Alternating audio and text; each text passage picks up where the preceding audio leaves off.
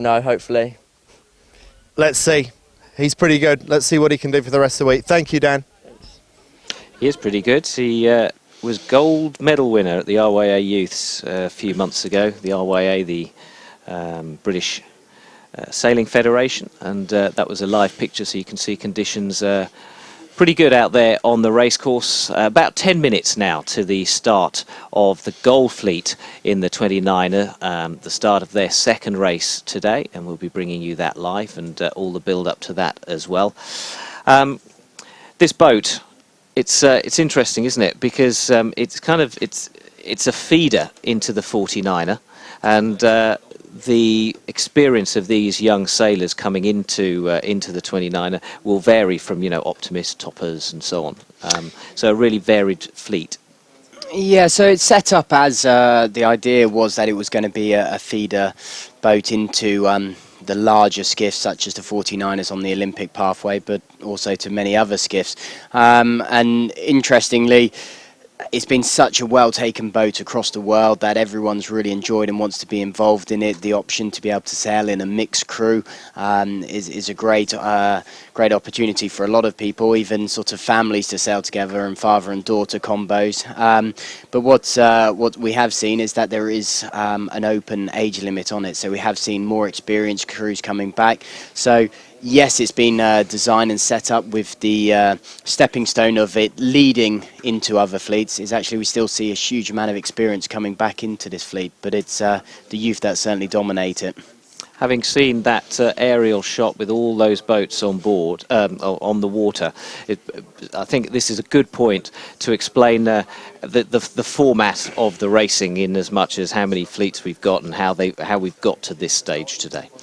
Well, due to the size of the fleet of the 29ers, I believe up to 90 boats, they can't race all on one race course, or they could, but it'd be very, very hard to sort of work from the scoring, but also it takes a long time and you need a bigger race course. So what they do is they keep the race courses as a manageable size and they split them into flights. So you have a qualification round, which is what finished at the end of yesterday. We're now into those gold and silver fleets, where they split them is they'll take the top percentage of boats, so roughly about 30 boats, and then that will be the gold fleet, and then they'll take the next 30 boats, which will be the silver, next 30 into sort of a bronze. So they'll split them into more flights, so it's more manageable for the sailors to compete. But as we get into this sort of second half of the week, this is where the pressure rises, because we've had many of the top sailors all sailing in different fleets, so we see them all scoring first and second places, but they've not raced against each other. Now they're on the same race course, they're all in the same fleet, and this is where we're going to see the big changes on the leaderboard. And it's a great opportunity for these young sailors also to compete against other top crews from around Europe, and have that sort of cultural exchange, and that exchange of information about sailing. It's very much a social network of people. Is sort of the people you have met in the optimist classes and youth classes they've combined helm and crew and still very much trained together. But it's a really nice social side for them to come and meet their friends from different countries all around the world, whether it's at the Kieler Woche or the World Championships or the European Championships, and those friendships become everlasting. You sort of move forward and you might move into an Olympic class and suddenly you're competing against the same people. So actually the friendships you build and at these kind of regattas actually matter a lot longer down the line. Okay, well, Crispin Beaumont and Tom Darling have been out there. They've been top of the leaderboard, not within the top of the leaderboard, in the top 6 or 7 for much of the week. They've just finished their race in 4th place in Gold Fleet. So let's hear now from Tom. So we've already had one day of 29er racing so far. We're waiting to see what happens on day 2. But so far, how's it been going for you, Tom Darling? The weather was quite nice yesterday. The sun came out in the end, but light breeze, hopefully. Rest of the week we'll get some more, but it's not looking likely today. But we quite like the light breeze, with light boat, all up weight, and sail pretty well, consistent. Most of our counting results are in the top 10, with a 3rd and a 1st and a 9th, I think. So yeah, pretty happy with the results yesterday. pretty big British contingent here. What brings you so far to come over to Kiel just for 4 days? Quite a long way to come, isn't it? Yeah, well, you don't get any sort of events like this in England with the pretty much a festival with the sailing on the side, really. I mean, there's lots of drink, lots of parties, lots of music. It's really pretty good. Cool, thanks very much. We hope you enjoy the rest of it, Tom Darling. Sure I will. Thank you.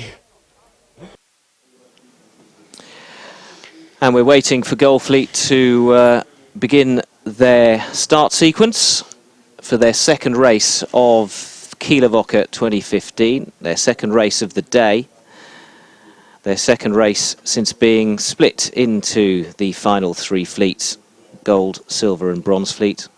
And we're on board with the Spanish pair of Carla and Mala Munter, who started as overnight leaders, but had a little bit of trouble, didn't perform particularly well, finished 20th earlier this morning, and that's dropped them down to 5th on the leaderboard. So we've got mixed crews out there, we've got single-sex crews racing against each other, a real mismatch.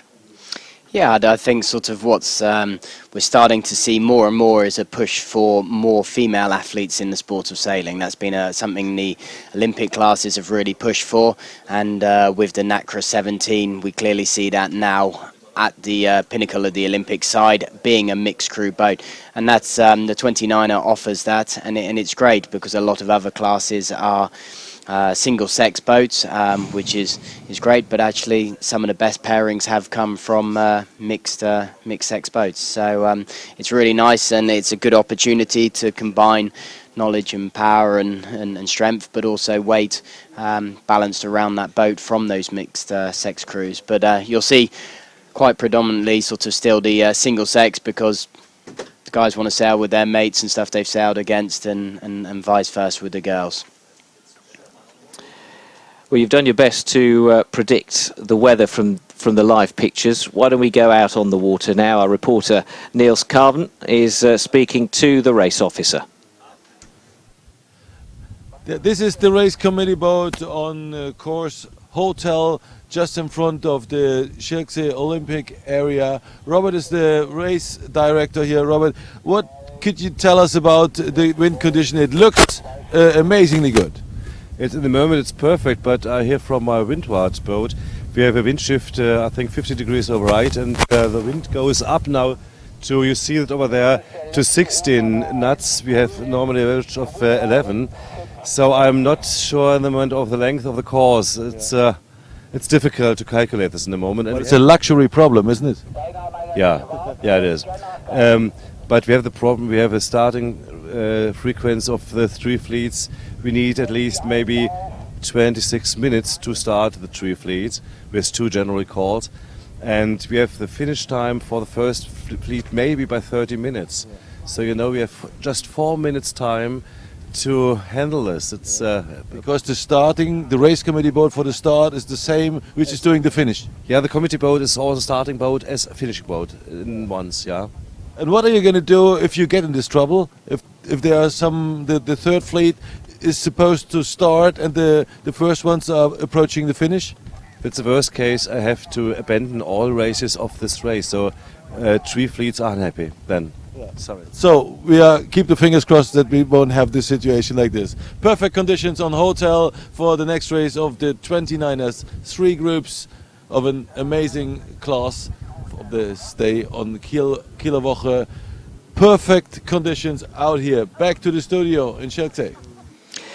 Sometimes people tune in to watch sailing and it can seem a little bit impenetrable. Can you explain the logic in the starting sequences that the race officer was talking about there? Well, the difficulty is with the large numbers of the boats on the race course, as we mentioned before, is that actually if the course is a big course to be able to handle all 90 boats, it would take very, very long time and you just wouldn't be able to deal with it. So they break it down into a smaller course and do 3 flights of starts. But the problem is the start boat, which is conducting the starting sequence to each of the fleets, is also acting as the finish boat. So if they don't get away the other fleets. So the gold will start, then the silver, and then the bronze. And if there's problems and they haven't got the bronze away and they're trying to finish boats at the same time, it can become a real sort of a confusing side of things, and results can really become quite wayward. So they need to make sure that that doesn't happen. And due to that, it's what he was talking about was actually just the pressures on them as a race committee, trying to make sure that doesn't happen. It is a very complicated, logistically, it's a very complicated system to try and force, and a very long start line compared to some of those we've had this week, reflecting the size of the fleets. These are Safia and Anisha Schuckmann of Germany. I apologise, they are the Spanish leaders, hence the yellow jersey. It's always a good clue. Carla and Marta Munter, and it's the pink jerseys that the Schuckmanns are wearing, and this is the pin end of the line. It looks a lot shorter when you see it from this angle, that start line. But for the sailors out on the water, there's no time to relax at this point, is there? I mean, apart from the fact that they've obviously got to, keep the boat up and upright and in the right place and all the rest of it, but they've also got to constantly concentrate on the instructions coming from the committee boat, and it's not always easy to hear about time changes. No, so you're following the flags on the committee boat, because at certain points when you're down towards this pin end, you'll really struggle to hear the sound signal, certainly in the breeze and sails flapping. So you're really following the flags that are your clue, and you're leading from the committee boat. This is a great opportunity for the crews. It does look like they're just sailing backwards and forwards and just testing bit. But actually you'll see you can see the Hong Kong boat here, just testing the line, checking what sort of the line's been moved, testing where they want to come off, ready for that next race. Also looking and evaluating the wind as that's coming down over these last 10-15 minutes before this race. It's a great chance for them to make their strategies and make their plans going into this next race. And is it... and it's right to the end that they can do this training, isn't it, until the very last minute or so of the race, of the pre-start. Well, you have your 5-minute countdown before the race is underway, and there you can see Carla's watch with a very, obviously it's a very important, the information on that, because she will set that when she hears the hooter on the committee boat, so she knows exactly at what time she can cross the start line. Exactly, you can see she's sailing around near the start line, prepped, ready, that finger not moving off that start and stop button. As soon as that gun goes, they need to be as accurate as possible. Now both have gone into that position, so I'm sure it won't be long before we're into the start sequence. Once that start sequence is underway, we'll be straight into racing. But they can practice, take on this information right up to the last minute and make changes. But it's obviously good to have a nice strategy, have it planned out where you want to go, and then just be thinking about the smaller details up to that last few seconds. So we've got a flag up on the committee boat, so we are under the 5-minute countdown, so we'll be shortly into this race. And let's see what the course will be. So straight away from the start line, make their way upwind. As we see with an asymmetric spinnaker coming back downwind on a sausage leg, a split at the gate mark before heading back upwind for a final upwind leg, and then a blast down through to the finish with that gate not existing on that final leg. So a relatively straightforward course, and it should take a target time of about 30 minutes, I think, for that race, depending obviously on the wind speed, as we count 3 minutes and 50 seconds to the start. And at this distance from the start, time-wise, what are the crews thinking? Is it just will we see them in the position that they want to start the sequence in now? No, due to the length of the line, they will be potentially close to where they want to be in relation on breaking the start line down into thirds. And deciding whether they want to be to the right, the middle or the left-hand side of the course. And so you'll see them just approaching the line and doing what we call a time and distance, gauging how quick the boat will take to accelerate and get to the start line, and also taking transits, which are sections on the land which give you a fixed point to work out where you are with regard to your position on that start line. So lots of information to take on. Now on the big boats with the professional sailors, you've got a bowman with a very complicated watch that's timing down, and he's giving instructions to the helm, and it's a real team effort. But on a little boat like this with just two people, we saw that the helmsman had the big stopwatch on her wrist. Is it entirely their responsibility, and the crew just focus on doing what they have to do? Personal preference. Each member on the team's got a pretty specific job. There you might see watches are strapped to the boom and they use them there, so both can see directly the watches. Some will run 2 watches just in case one stops. But they've got their own focus. The helm will be obviously trying to position the boat, get it right. The crew's feeding information, wind coming down, whether boats are approaching from different sides to maybe upset their position on the start line. But it will come down to personal preference and what information they feel they need to be fed. Some helms want to know absolutely everything. Some are quite content with just some basic format information. So with 1:45 seconds to go, your top 3 are Slovenia 6. That's the sail number of the leader. Janasic and Podlegar, who finished second in the previous race. In fact, they haven't been out of the podium places in the last 5 races, so they really are on good form. Beaumont and Darling are in second, and the other Britons, Venables and Keach, are in third place on the leaderboard overall. And our graphic map uses the trackers on board those boats to pinpoint their position exactly so that we can follow this at home. In fourth place, Germany 1970 is their sail number. They're the 4th placed boat, the Schuckmans.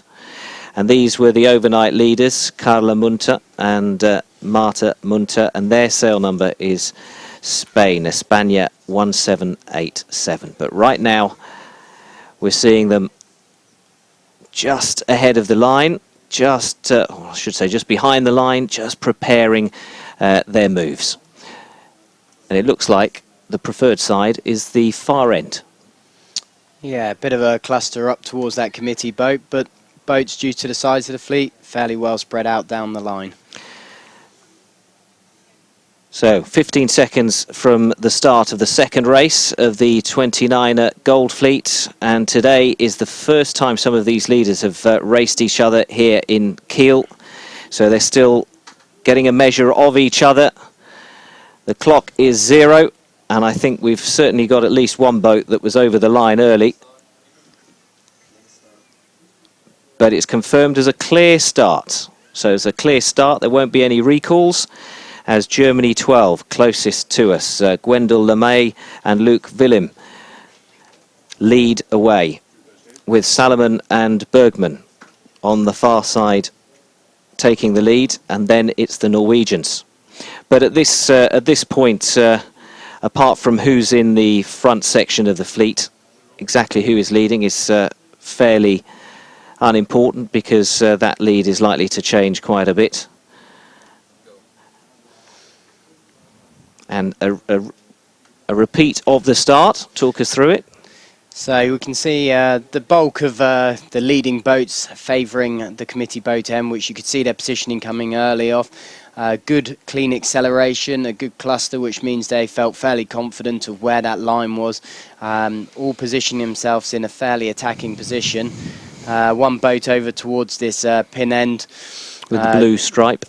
did a tack off onto port, struggled with the start, and now you see them coming back on starboard into that lane. So it shows they wanted that start over towards, heading out towards that left-hand side, which means holding a lane and having a clear lane is more important. But due to that, a little bit of an error on that side, so they're going to be trying to get back into this race. But the leaders and the front runners were all coming off in that little pack about 2/3 of the way up as we look at this image towards the committee boat.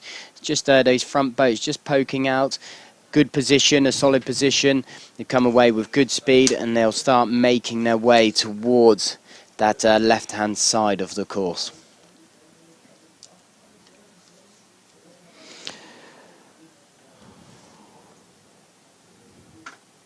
So we're with the leading pack. The Danish boat 2183. That's Luke Gravison and Ibn Nielsby.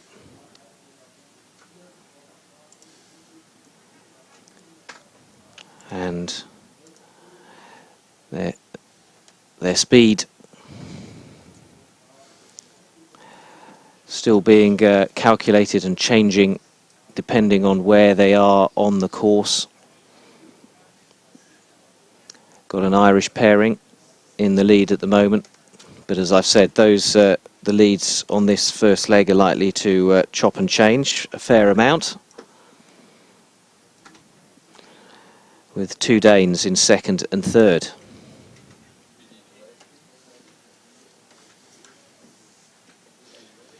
So we can see the bulk of the fleet, they came off that committee boat, they accelerated away in the clear lane, hit that first shift, and now making their way out towards that right-hand side where, looked certainly from the image that we saw before in the live pictures, there was plenty more breeze towards that right-hand side, and that certainly looks like where the actual fleet are going. You can see the bulk from all of these lines now, most of them heading towards that right-hand side. Just a couple of boats just coming back towards the centre of the course, but everyone's certainly feeling that is where the pressure is. Harry and Johnny Durkin of Ireland leading the fleet, and if they've filled in their details correctly, they must be twins, because they were born in the same year. Or cousins, of course. A huge fleet. I think we started with over 90 boats earlier on in the week, and we've got round about that across the three fleets today. So it's difficult to keep across them all. And if ever there's a lesson for young sailors, it's make sure your details are filled in properly on your national sailing websites, or no one will know about you. You could win those races, and we won't be able to talk about you. So go and fill in those forms and get them sent off. So we've got a French boat appear and move up the leaderboard and move into second place.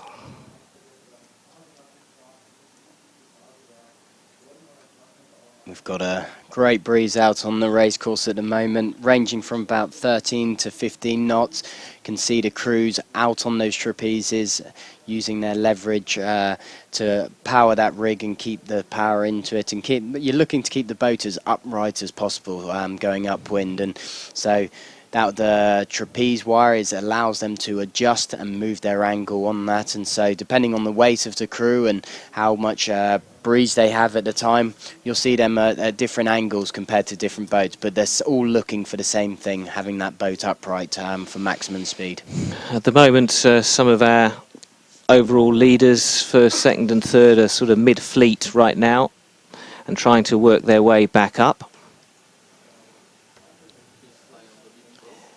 Januzic and Podlegar, the leading boat in the overall leaderboard. But it's Nyborg and Olsen and their Danish teammates who are first and second right now.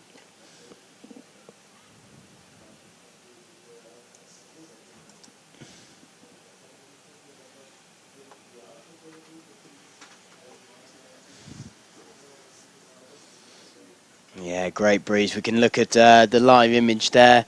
a crew holding their hand above their head. That's just to add extra weight further out. The further out away from the boat, the more power they can have into that rig. With gusts trickling up to 14, 15 knots across the course. We heard from the race officer that he was having up to 16 knots that he had recorded. So these boats, as soon as they get into these kind of breeze, are really starting to fly now. We've got some great action with these guys coming out. The crew's working hard. They'll be using the main sheet a lot of the time and controlling that main power. So very, very action-packed. We've been talking about how athletic you have to be to sail these boats. And this replay on board the Spanish pair shows you just it's not just the usual muscles, is it? It's your core as well that is so vital when you're hanging out there. Core's a critical one, and that's been a real fundamental with fitness in boats now. Having that support, you're always off balance, always leaning and over at an odd angle, and the pressures within the sails, out on the trapeze, moving around in the boat, really important that the actual strength of your core is able to support you being able to deal with those loads off sort of an off-axis side of things. So as you're leaning to one side, having to work that main, and that slow-mo really showed how physical it is. The crew getting straight out onto the trapeze, flat out, and you can see the urgency going back into the boat to try and get it back up to speed. It's what they train for, it's what they practice for. All those hours spent on their local, on the local seas or local reservoirs or lakes.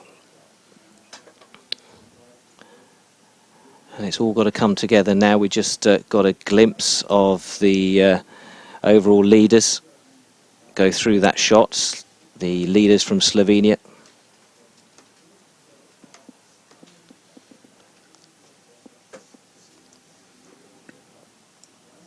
And that's what, they're at the front of the fleet at the moment with very consistent results. We saw them back in about 12th, 14th off that start line. They had a not bad start, but missed the first couple of shifts and sunk themselves back down into about 12th, 14th. And they're just working their way back up into the fleet. They've got some clear air, sailed some very nice tactics up this upper part of the beat. And they've got some good boat speed, as we can see there, just under 8 knots. So with that kind of speed and their tactical knowledge, they're certainly putting themselves in a great position. We're following the second place boat, Daniel Nyborg and Sebastian Olsen of Denmark, who are battling it out for the lead with the Slovenians, who have split the Danish boats, who'd held first and second for quite a while. So from that graphic we can see a real spread from the boats across this as they converge up into this windward mark for the first time. No real side favouring, and this is when you get into this kind of breeze and monohull sailing, you'll see a lot more manoeuvres happen, and why we see the boats tacking and trying to position themselves in here.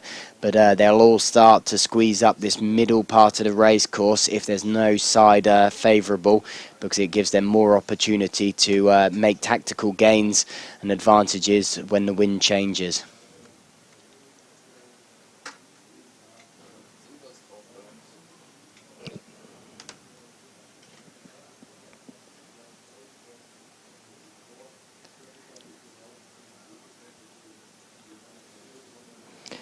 So they're into the last third of the first leg, and they'll be coming to the windward mark very shortly, which you can see on the screen. The yellow buoy and the flag is the spreader mark that splits the fleet, so they don't just do a 180-degree turn and then crash into each other. They're forced to come wide and round this flag nearest to us, and the leaders have now gone round. They deploy the spinnaker, and that looked like a pretty smooth manoeuvre from them. Grummet and Budden of Great Britain round in second. Then come the Finns, with the other Danish boat in fourth place. So a great hoist from the leaders there, Nyborg and Olsen. We saw that Jenica go up.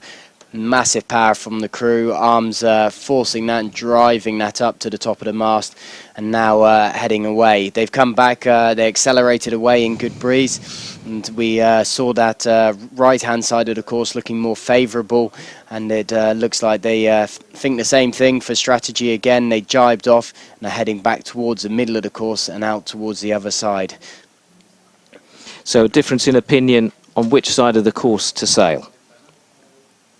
Yeah, we've got, say, the crews and the helms are looking upwind. The crews are more focused on trying to generate maximum speed with the Jenica, so the tactics and strategy rely on the helm, certainly a bit more downwind, and they'll be looking specifically for those darker patches of wind to accelerate away. The multicoloured spinnaker is a beautiful sight, and something that we've got a capsize at the mark at the rear of the fleet. That picture, that incident just going behind our graphic, and they've got, I could see one person sitting on the hull of the boat. They'll have to try and right that, but let's see that rounding. We're on board the overnight leaders, the Munters from Spain. So very physical again. You can see the crew, Martla, working hard. She's arms up in the air there, really driving that Jenica. It's a powerful sail. You've got to get it as quick as possible up the mast to generate maximum speed. Straight out onto the trapeze. Boat's flying now. She's only 15 years old. Wow, fantastic effort. Sort of that kite went up pretty quickly.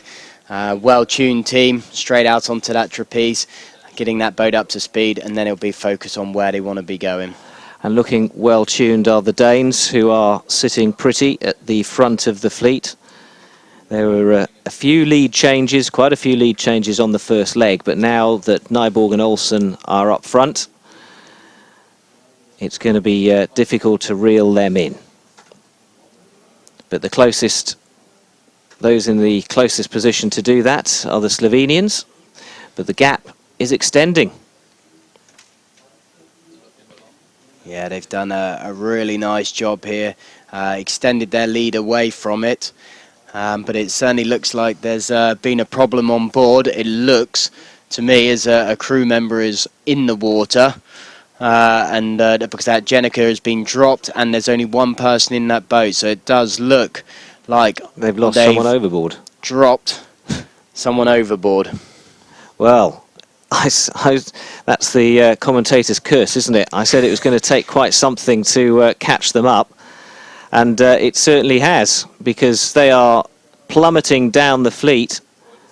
And oh no, we have got two people on board. They've just got back in. The helms managed to sail, drop the spinnaker by himself, sail back upwind, pick this crew back up.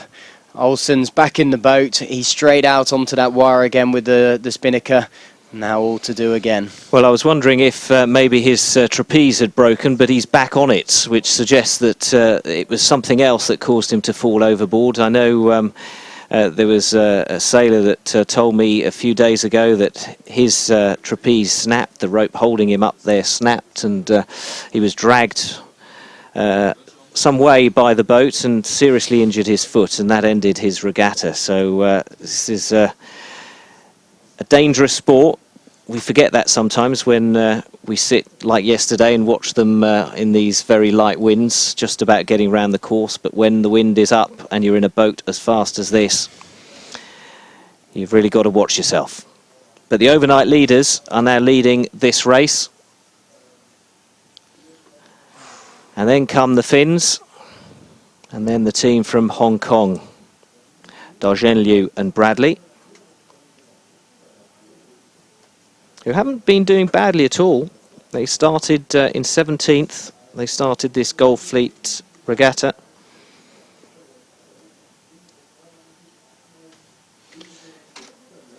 And I imagine the post-mortem on that incident on the Danish boat. We'll have to wait until they finish this race.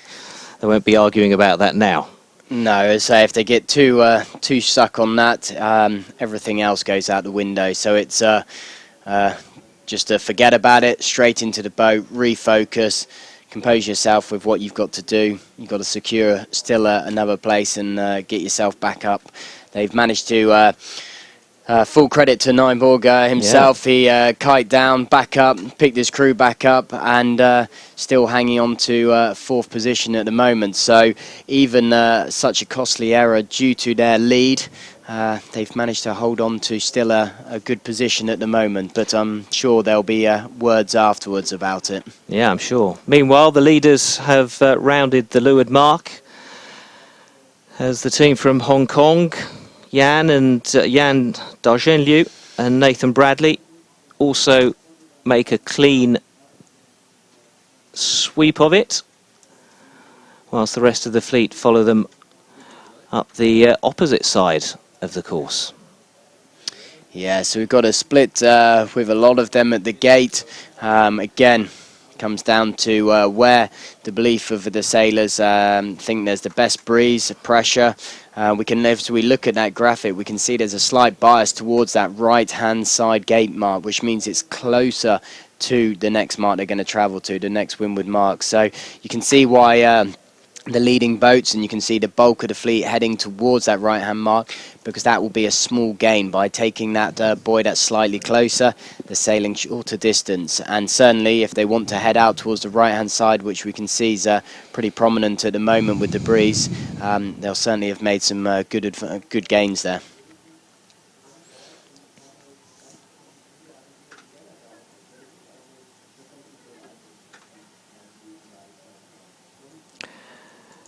And so the back end of the fleet, 30 boats in this fleet today, all come in, fight their way through. And it looks confusing to the uninitiated, but there are rules and regulations in certain positions, who has right of way, who doesn't have right of way. And last year's champion has fallen foul of those rules. Adrian Salomon and Fabian Bergman, who are in this Gull fleet. They have made it to the top, but the defending champions were well down the fleet because of a collision that it was decided was their fault in the first race a few days ago, and they didn't take a penalty, and so they were given a 31st place finish, which they can't discard. No, that's a hard penalty, certainly on race one of your event, but not being able to discard that 31st is going to cost them, and it's why we've not seen them up towards the front of the fleet. But they certainly struggled again in that first race, being caught out in this Gull fleet, so just doesn't seem to be their year. Here's a replay. You can see how hard they're working with gritted teeth, pulling out on the trapeze. Takes a lot of coordination. You've got to keep your mind on so many different things. But a good rounding by the Spanish pair there, as the Slovenians look so strong at the moment, so dominant. And it'll be interesting to see the distances now on the leaderboard, and just see if they're able to extend that lead. It's 50 metres now. So a nice comfortable buffer, nothing huge, but certainly with the speeds we're seeing these guys go round the course, we're seeing sort of up to 12 knots downwind with these Jenicas, so they're starting to really get some pace downwind, and we're seeing sort of up to just over 8 knots of boat speed upwind. So it's still a very tactical game, but once you're positioned at the front, yes, you're always looking to extend your position over the second place, but you can sail what we call a lot more defensive. You don't need to attack anybody in front, so it's just keeping an eye on those boats behind. And looking at their speeds, the 29er is one of those boats that can actually exceed the wind speed when it's planing up and downwind, can't it? That's correct. It's what we call sort of looking for or trying to generate apparent wind. So where the wind's actually coming from is your true wind. You then make created wind as you drive forward, same as you feel in the car when you put your hand out the window. And in between those two, from the true wind and the created wind, apparent wind is forced. The faster you go, the more apparent wind you can create. The more apparent wind you can create, and we certainly see these boats downwind, the lower the angle you're able to sail. So if you're able to sail much faster and lower, you're going to be sailing shorter distances and get to the marks quicker. So the quicker these boats go and the more apparent wind they generate, you'll certainly see those guys forward on those at the front of the fleet. And I think more apparent is such as the America's Cup is such big boats generate so much apparent wind that actually it just felt like they were always sailing upwind because the wind was so far forward to them, and that was due to the speeds that they were travelling. It's Juho Kotiranta and Akseli Keskinen of Finland that are now the best placed boat to try and reel in the Slovenians. Halfway up this third leg. Of course, once the Slovenians round the top mark, then it's just a quick dash down to the finish line for the final leg. But right now they're looking up front, all alone, unchallenged by anyone. It's a case, I guess, of just sailing your race and keeping it simple and making sure, as the Danes did, that you don't lose someone overboard or do anything disastrous. Very much so. It's sort of it's for you to be able to lose, so it's about sailing smoothly, where your teamwork and consistency, but also a real mental game, holding their composure and not letting the pressure get to them. It's great to see the other boats from different nations all mixing it up into this top group as well. So the Slovenians, it's not just them at the front, where it's great to see sort of a whole multitude of nationalities all fighting it out for these top spots. And very impressive to see the Danes back in fifth place. Daniel Nyborg on the helm did a terrific job after losing his teammate Sebastian Olsen overboard. Controlled the boat well on his own, turned round, went and picked him up, and then focused back in on the race. And that focus has got them into fourth place. You can only imagine how far ahead they'd be if they hadn't had that mishap. Well, there we saw easily up to 150 metres and still extending on that downwind leg. If they hadn't had that lead, they certainly wouldn't be sat where they are now after such a good recovery. But it shows that anything can happen in sailboat racing. It's not just a matter of what your competitors are able to do and what pressures they can apply and different strategies. It obviously comes down to if you don't stay in the boat, it's you're not going to go out and win races.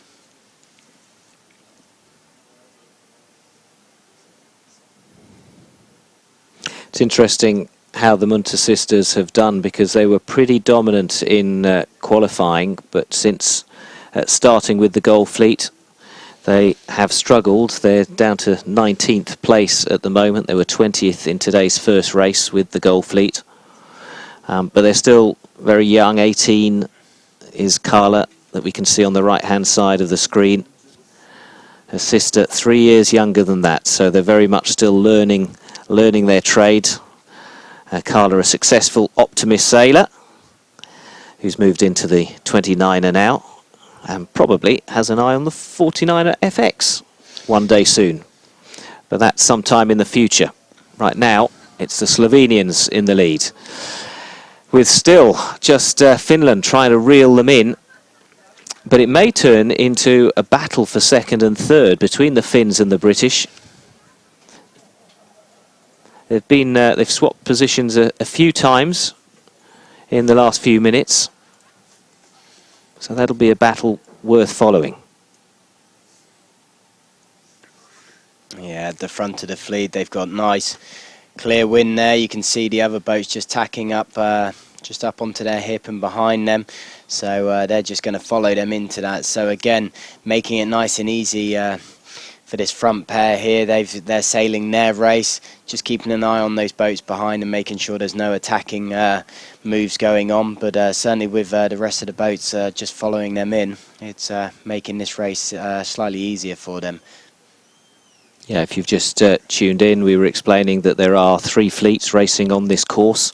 So what you're seeing is not the back end of the Goal fleet, which would suggest some very slow boats. This is actually one of the other fleets. We're interested in the boats without the coloured spinnakers, the ones that are now in the centre of our picture, and those are the leaders from Slovenia, with the Finns and the boat from Hong Kong in 4th place. So we can see, looking at the crews now, bending those knees, coming in off that wire. We saw them on that trapeze wire a lot more straighter at the early part of the race course. We had a lot stronger breezes, so they had a lot more power. Now they're just bending those legs, moving in, generating the power back into that rig. So it's all become a little bit more patchy, this wind across this race course, and that's why I think we've seen some real shake-ups in these positions.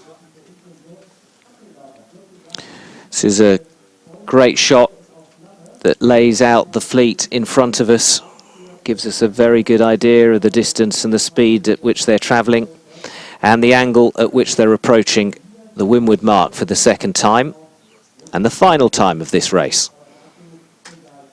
So if we look at that mini-map, you can see they're just staggered up from each other. That's just to keep clear wind as they come into this mark. But it's Slovenians here leading this race. We saw a great hoist from them before. Crew working hard, kite straight up. So fast they've disappeared out of shot.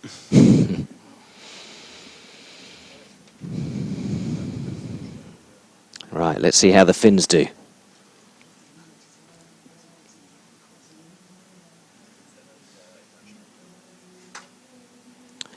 And then the pair from Hong Kong. Crew jumps in, starts to pull, spinnaker deployed, and the Slovenians heading downwind towards the finish line. And so you can see the speed differences from Venables and Keach still making their way upwind at 7 knots, and how much power that asymmetric spinnaker adds with the front boats, the Slovenians, up to 12 knots. So even in these lighter airs that we're seeing with about 11 or 12 knots on the race course, they're reaching that speeds downwind with those Gennikers.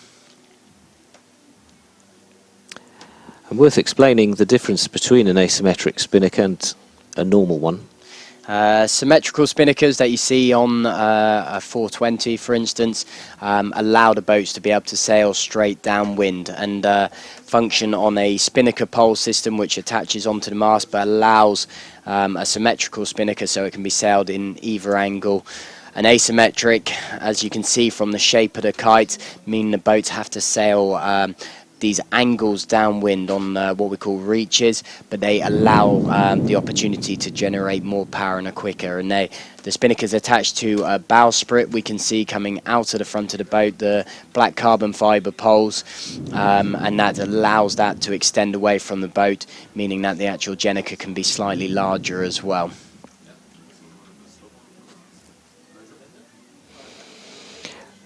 But it looks like an insurmountable gap now between 1st and 2nd.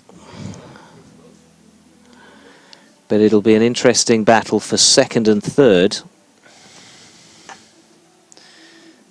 Well, we did see a lead very much like this on the last leg from the Danish, and how things change. So hoping for not a repeat performance from these leaders here.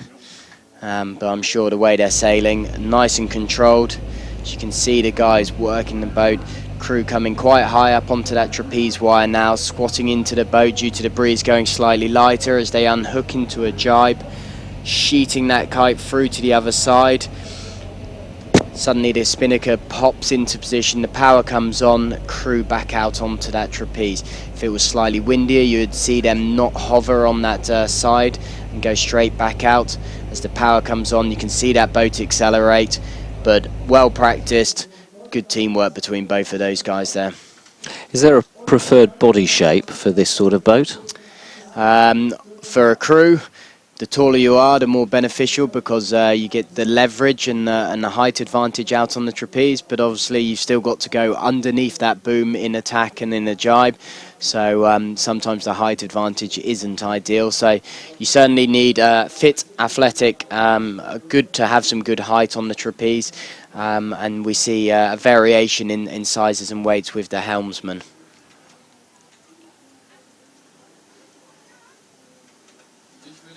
So the mini-map at the bottom right of your screen shows how much there is left of this race before the number one crosses the line at the bottom of the map between the two white dots.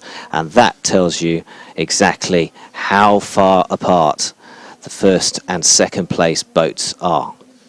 But it also tells us that second and third are still having a great little battle out there. Yeah, very much. You can see the wind on the water as well, the darker patches. They've got a really nice sort of dark patch of breeze on the water with those guys, and we're seeing the boats now accelerating up over to 13 knots downwind. So as they move away from that shoreline again, they're getting that better breeze, as we saw down towards the bottom of the course. But these two fighting it out very hard. You can see them neck and neck, controlling each other's position, so just mirroring what each other's doing. You'll probably see when they go into a jibe, they'll be fairly synchronized, and they'll probably follow each other in and command each other. So that's the easiest way to control the other boat, if you're following them through. And I think from the graph in the mini map we can see that's just happened.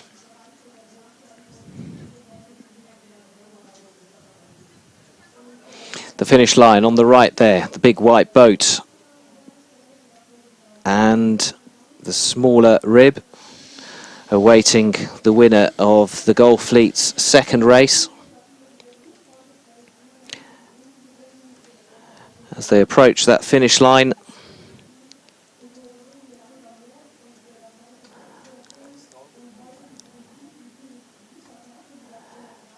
there won't be any celebrations on board quite yet.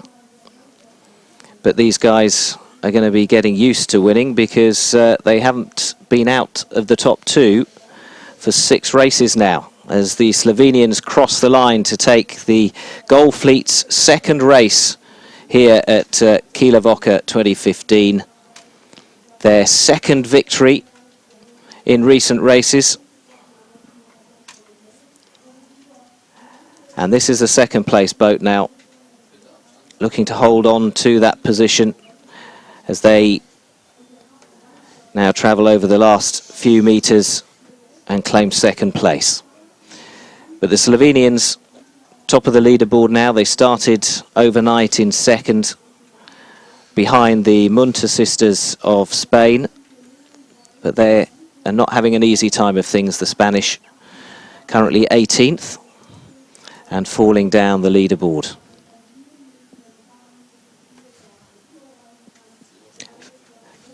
Kotarant and Kaskinen of Finland take third. But where are the two British boats that started the day in the top 5 overall? This should be one of them anyway. Venables and Keach in 4th place, with the former race leaders Nyborg and Olsen, who've recovered from a terrible mistake to cross the line in 5th. And then came the Dutch of Van Dongen and Becker. So a 4th placed finish, according to our data here, for Venables and Keach. And that gives them a 3rd place position overall. Their nearest British challengers are crossing the line now.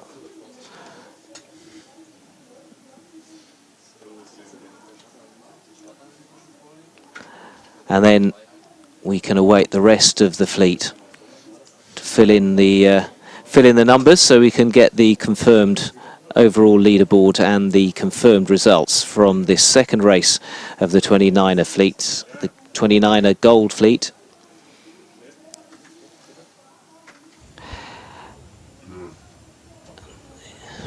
Here's a replay for those boats looking at 5th and 6th position, which in the end was won by the Danish pair. I wonder if the crew has dried off yet. Well, say sort of plenty of banter, I'm sure, between them. Certainly with where they ended up. I'm sure if it had been a bit further down the fleet, then there would have been a bit of a toys out the pram moment. But at the moment, I'm sure they'll laugh about it. Hopefully it was just a human error and it wasn't anything with regard to equipment-wise that's cost them. But so far, great to see them get back up into the fleet, continue that race. They'll thank their lucky stars that they ended up into that position. And I'm sure refocus, dry off, get some food, and ready for the next. Which is a chance for us to look back at the start and just analyse the data really and see what we can learn from it. Well, first thing is the big difference between the boats and decision on where they want to be on the start line. So you can see a big diversity from that.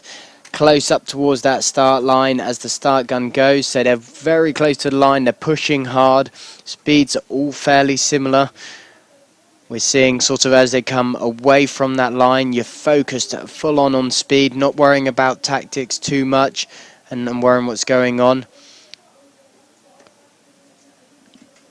Basically a bit of a split in the fleet there. We saw the bulk heading out towards that left-hand side, waiting for that first shift. Once they hit that first shift, got into that slightly stronger pressure, they then tacked across, made their way back out to the more favourable right side.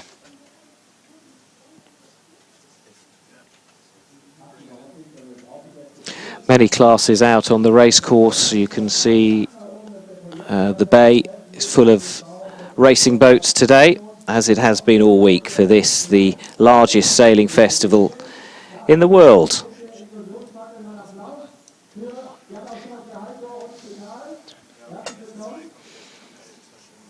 We've got a mix of fleets. We've got 3 on this course, so the boats you're seeing are the other fleet finishing their race. But it's always interesting to measure and to compare speed against distance against manoeuvres and see who came out on top. So we're seeing some big change from the guys. Nyborg and Olsen, very, very quick. But obviously this is an average over their race, so they were doing well. They were extending away in that first leg, but then that with Olsen taking a quick dip over the side, that has brought them back. But it's amazing to see the actual boat speeds they're getting out of the wind that we've got out on the race course. A lot lighter in that upper part of the course, stronger breeze towards the bottom. But as I say, nice and consistent for those leading boats. The distance, as you said, for Nyborg and Olsen reflects the fact that they had to turn around and go and pick Olsen up. That certainly is an impact. They've bolted on quite a few more 100 metres to go and do that. So, and I'm sure with the manoeuvres, it's that's really interesting to see the Slovenians sort of coming away and putting that many manoeuvres in. But we saw them being very careful with their positioning on the way up through that fleet, certainly on the upwind legs, putting a lot more tacks in. We see these boats, they do slow a little bit, but accelerate very quickly away. So doing plenty of tacks and jibes isn't as costly as it would be in the catamaran classes. Let's confirm the results then of this second Gold Fleet race today. The winners were from Slovenia, Peter Lin Januzic and Ansi Podlegar, and that's given them a sizable lead at the top of the fleet. And then come the 2 British boats, Crispin Beaumont and Tom Darling in second place, and then Dan Venables, who we heard from at the start of the programme, and Patrick Keach in third. Interesting looking at that table with the two British boats on equal points now. That rivalry still going on. There's plenty more racing to go, but also with the Slovenians at the top of the table, they did have a bad race in qualifying, which has been their discard, so they can't afford to have any more. All that data that we've been discussing and showing you is available at sapsailing.com, and a whole load more as well that we just haven't got time to go through really. But sapsailing.com, wherever you're watching around the world on the internet, go to that website, and you may in fact be watching from that website. So that is your portal really for accessing all the data off the race course, as we're on board with the overnight leaders, who are currently sitting in 4th place, the Munters from Spain. And it's about 25 minutes to the start of the next race. So what can we say we've learnt from race 2 of this 29er class? Well, I'm sure the Munter sisters are probably having that same discussion on the water there, is what can they take away from, where are they struggling from. We've seen big pressure differences, and that means changing your boat setup, changing the way you sail the boat. Normally, if you go out into a race and the breeze is consistent, you can set your boat up for that one condition, and that's the challenge with sailing. We see down at that bottom end of the race course, there's a stronger breeze, so you're trying to depower these rigs and you're really firing these boats up to the quicker speeds. But then as they move up closer towards that windward mark, it's starting to drop and go a little bit lighter. So suddenly they're changing gears, altering that sail shape. Crews are coming in off the trapeze, and just seeing them hovering on the side like we saw on the footage earlier. These guys are having to constantly change gears to keep that speed up, and I think that's going to be the really important one. We've seen time and time again, these front boats are the ones that are adapting to those wind changes and keeping some of the quicker speeds we've seen across the fleet.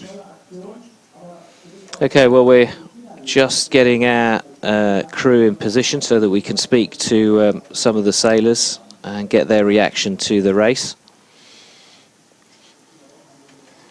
And the thing about sailing in Kiel is we can talk about the conditions in race 2, but by the time we come to race 3, which is in about 25 minutes time, they could have completely changed. The sun's shining now, but equally in 5 minutes time it could be raining. And what a tremendous sight that is. The Mod 70 trimaran of Sultanate of Oman, doing a quick flyby past the camera. I'm sure 29er sailors looking on in envy at that. Or in fear. The size of it coming past when they're getting ready for the start, it's a pretty daunting thing, and that's travelling at quite a speed as well. It also puts into perspective the difference between these little boats, these skiffs, and what some of the more hardy, some of the top professionals are sailing, and you can only imagine how fast that Mod 70 could go in these conditions. In fact, we got a brief glimpse of how fast they could go the other day, didn't we? Because one flew past along the seafront here. And that's it. They're a phenomenally fast boat. They've recently just returned from Ireland after breaking the record to sail around Ireland. So we're seeing huge speeds come out of the Mod 70 class. A very, very difficult boat to sail. And what we're looking at is the big boat fleet that is celebrating this the climax, because Saturday today, the climax of Kieler Woche 2015. They're out on the Kiel Fjord, literally thousands of boats representing the German Navy as well, who are based in Kiel, or they have bases in Kiel, some important logistical bases for them in the Baltic Sea. And all types of boats, large and small, but the tall ships have been in the harbour here for almost a week now, and thousands of tourists have come to catch a glimpse of them. Some of them have been lucky enough to have a cruise on them and even have a little bit of dinner as well. So there really is plenty to do and plenty to drink, as we've noticed around Kiel at the moment. So let's hear now from one of the British crews let's hear from Dan Venables on how he got on. He's speaking to our reporter, Niels Calvin. Congratulations. You guys, you finished fourth. Have you been satisfied with the race? Yeah, it was quite good actually. I mean, a bit shifty around top mark, quite big shifts coming in. Just had to look for the breeze and keep your head out of the boat really. Yeah. And you're looking a little bit disappointed. Why? Oh, I'm not disappointed. It was a pretty sketchy race. Yeah, we last on the gate we were at 11th, so to get back to 4th it was pretty decent. So yeah, we got a big left shift on the second beat, so that helped us quite a lot. How do you like Kieler Woche in generally? It's quite a good event. Quite like sort of the atmosphere and stuff. Everything's quite close together, which is nice. Just don't have to travel very far to get to anything. Good racing as well. Some good sailors here, so yeah, it's just a good event really. And are you partying also a lot? Not that much. Why that? Sailing's important. You have to tell the truth on television. Yeah. What is the target for the general result? Now you finished 11 in the first race today, now 4th. What is the total? A good result for you? I'd like to finish inside top 7, but yeah, qualified 4th, so should be good shape for the rest of the week really. Okay, then we keep the fingers crossed. All the best, and thank you for the short stop over here. Thanks, guys. Bye-bye. Good luck. Niels being a little bit naughty there, trying to push them into talking about their partying habits. Most of them are here with their mums and dads, aren't they? And either camping or have managed to get a hotel nearby. So, but for them, you know, the aim of a top 7 finish is more than attainable, because they finished 4th in that race and are currently sitting 3rd overall in the table. And what a magnificent sight that is. And we're going to leave you with that sight for a few minutes, because we'll be back for the start of the 3rd race in the 29er Gold Fleet. And that's going to be in about 20 minutes' time. And we'll bring you that live right here. We'll see you in a few moments. Can a business have a mind, a subconscious, a power to store every experience and call upon it through something called intuition? Can a company have reflexes, a nervous system, the ability to react precisely and correctly, faster than the speed of thought? Can an enterprise have a 6th sense, a knack for predicting the future? Can a business have a spirit? Can a business have a soul? Can a business be alive?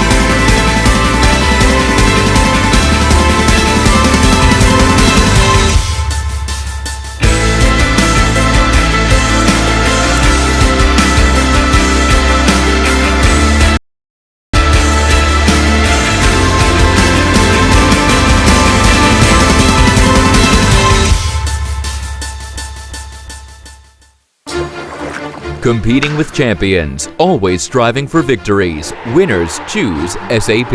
In the world of sports, SAP has fought alongside athletes, coaches, and teams worldwide to help achieve their goals in 2014. SAP HANA has brought sports facts and analysis to more than 50 million fans. More insights and new possibilities with SAP help to prepare for future challenges.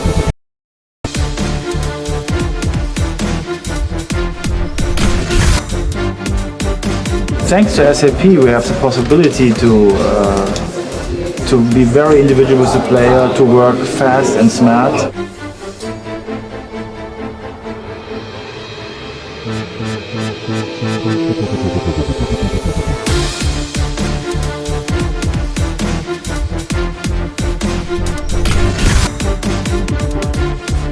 We'll have a completely new digitalized world which will be state-of-the-art in our club. And this is the goal SAP is working for with us.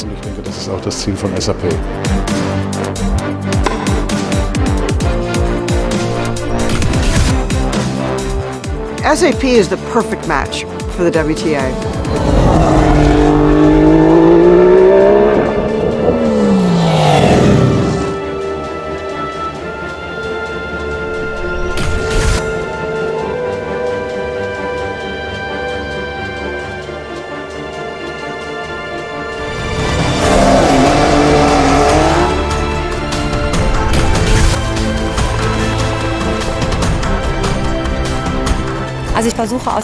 I'm trying to get as much information as possible from the analysis to perform even better with my next ride.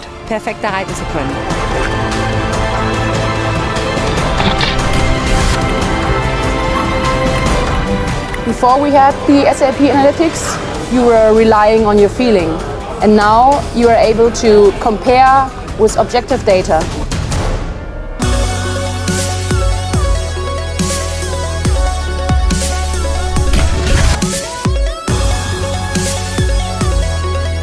With these hundreds of players, what SAP has created, the draft tool powered by SAP, is just phenomenal.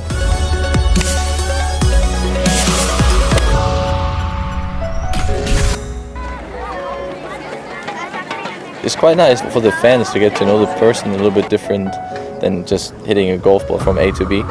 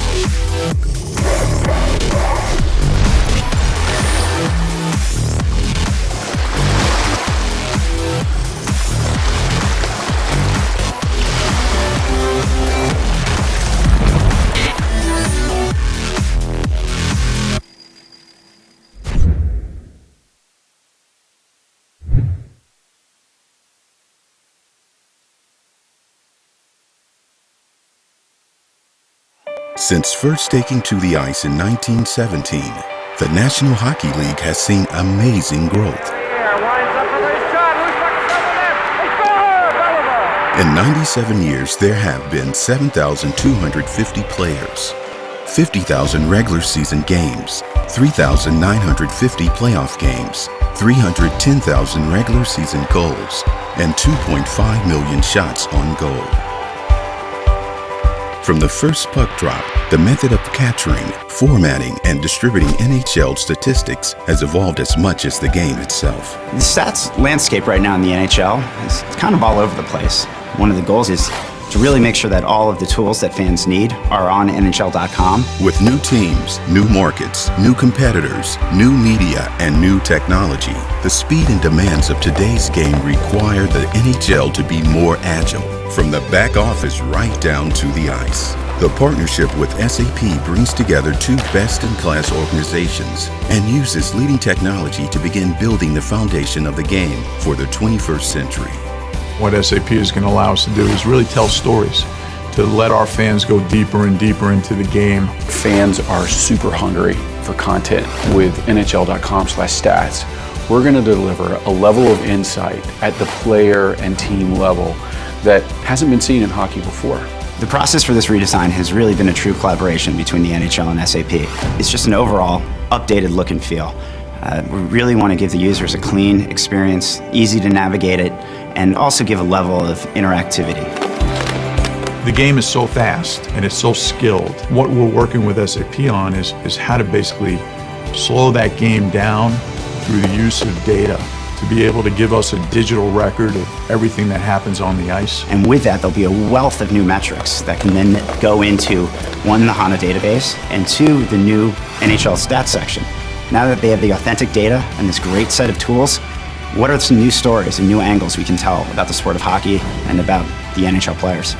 The full archives of NHL stats dating back to 1917 will soon be available to the public for the first time ever. So that means all of the new tools that we're giving for advanced filtering and visualizations, fans can now then apply that throughout the entire history of the league. So now you can begin to use that statistical data to compare a Sidney Crosby to a Wayne Gretzky, to a Gordie Howe. The NHL and SAP will continue to look for new insights and innovations that will improve the game.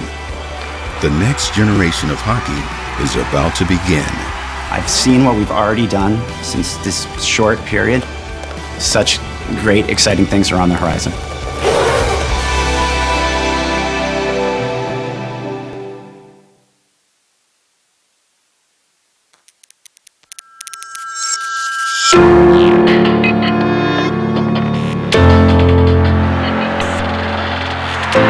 Ich habe das noch gar nicht so drin in mir, dass das so funktioniert hat, dass wir Weltmeister geworden sind.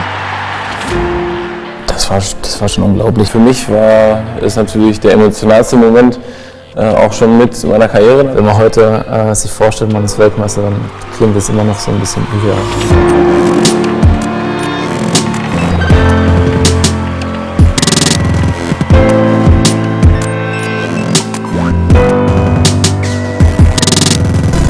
Fußball, finde ich, hat sich wahnsinnig entwickelt. Theoretisch ist es sehr simpel, ne? Das ist diese 22 Leute laufen Ball hinterher, aber es gibt ja so viele Kleinigkeiten, die entscheidend dafür sind.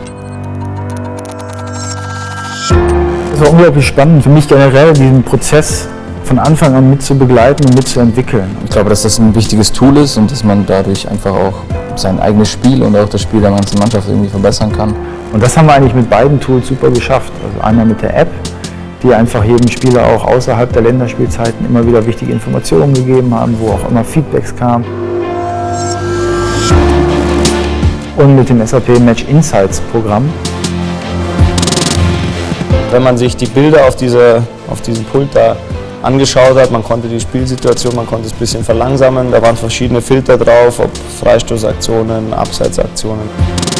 Das war das erste Mal so, dass wir es nutzen konnten. Ich denke, dass es ein gutes Hilfsmittel war, zusätzlich eben zu unseren Besprechungen.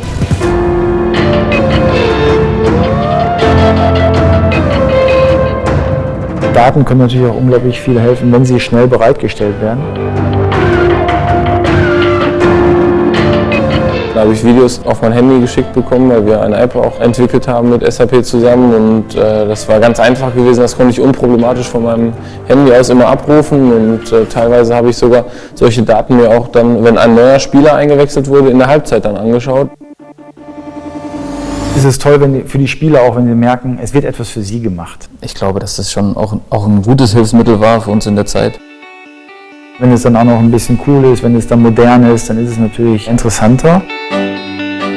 Das ist gut, dass man das auch natürlich in verschiedenen Bereichen nachschauen kann, dass man da vielleicht auch Belege für Eindrücke gewinnt. Und das ist ja jetzt erst der Anfang. Also ich denke, da werden noch so viele Daten kommen, von denen ich noch nichts weiß, die ich mir jetzt auch noch nicht vorstellen kann.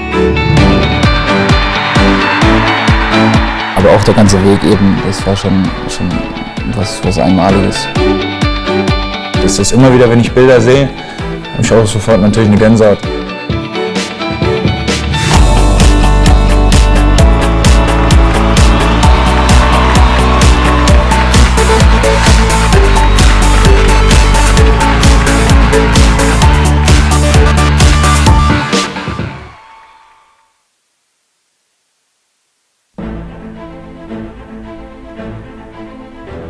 Can a business have a mind, a subconscious, a power to store every experience and call upon it through something called intuition?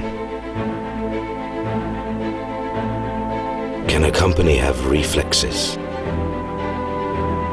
a nervous system, the ability to react precisely and correctly, faster than the speed of thought? Can an enterprise have a sixth sense, a knack for predicting the future?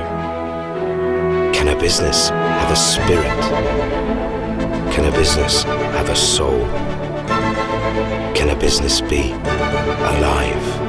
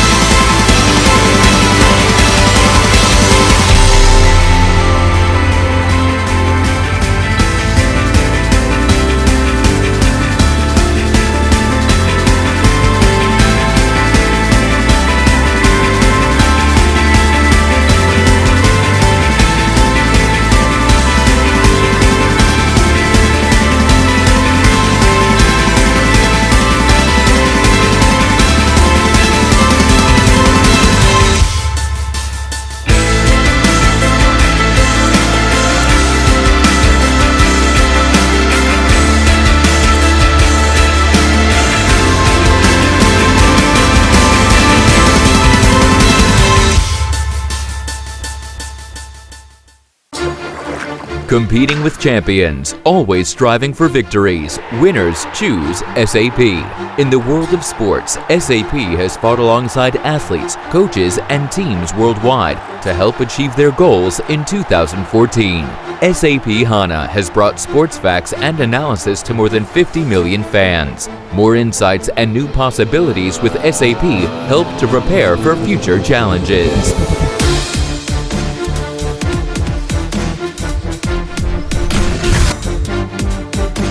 Thanks to SAP, we have the possibility to be very individual with the player, to work fast and smart.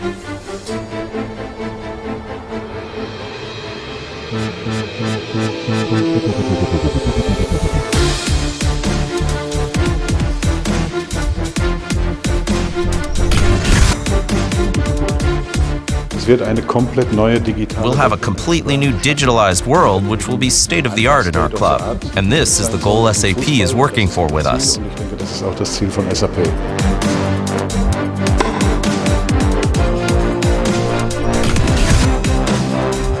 SAP is the perfect match for the WTA.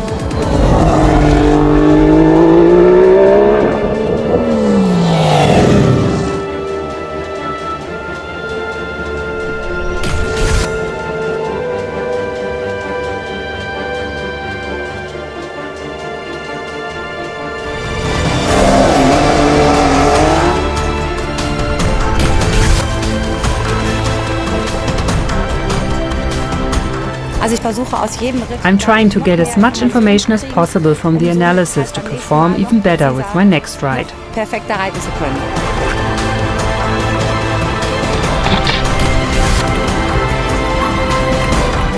Before we had the SAP Analytics, you were relying on your feeling. And now you are able to compare with objective data.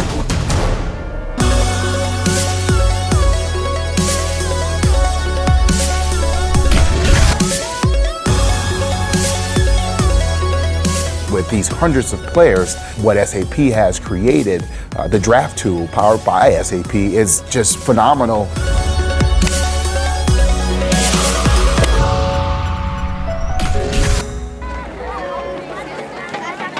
It's quite nice for the fans to get to know the person a little bit different than just hitting a golf ball from A to B.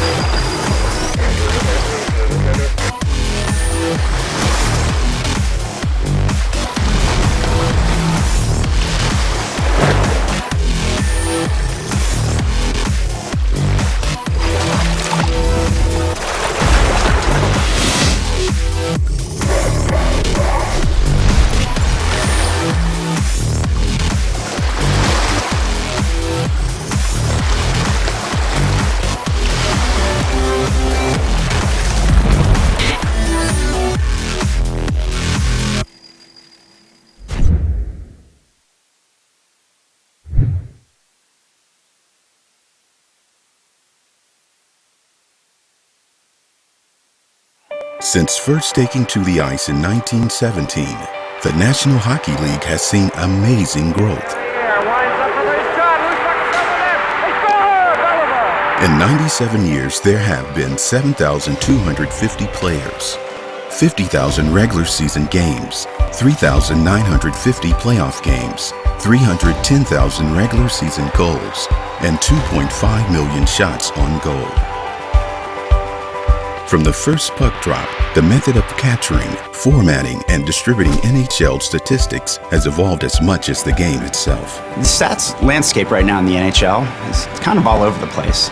One of the goals is to really make sure that all of the tools that fans need are on NHL.com. With new teams, new markets, new competitors, new media, and new technology, the speed and demands of today's game require the NHL to be more agile, from the back office right down to the ice. The partnership with SAP brings together two best-in-class organizations and uses leading technology to begin building the foundation of the game for the 21st century. What SAP is going to allow us to do is really tell stories, to let our fans go deeper and deeper into the game. Fans are super hungry for content. With NHL.com/stats, we're going to deliver a level of insight at the player and team level that hasn't been seen in hockey before. The process for this redesign has really been a true collaboration between the NHL and SAP. It's just an overall updated look and feel. We really want to give the users a clean experience, easy to navigate it, and also give a level of interactivity. The game is so fast and it's so skilled. What we're working with SAP on is how to basically slow that game down through the use of data to be able to give us a digital record of everything that happens on the ice. And with that, there'll be a wealth of new metrics that can then go into, one, the HANA database, and two, the new NHL stats section. Now that they have the authentic data and this great set of tools, what are some new stories and new angles we can tell about the sport of hockey and about the NHL players?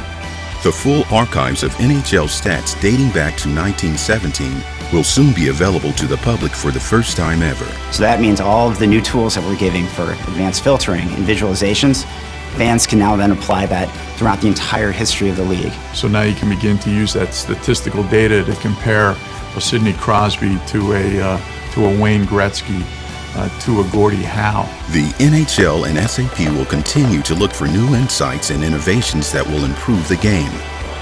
The next generation of hockey is about to begin.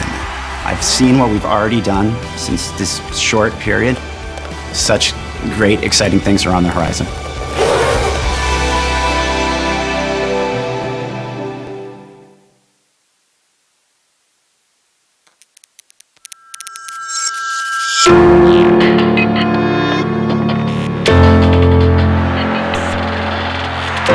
Ich habe das noch gar nicht so drin in mir, dass das so funktioniert hat, dass wir Weltmeister geworden sind.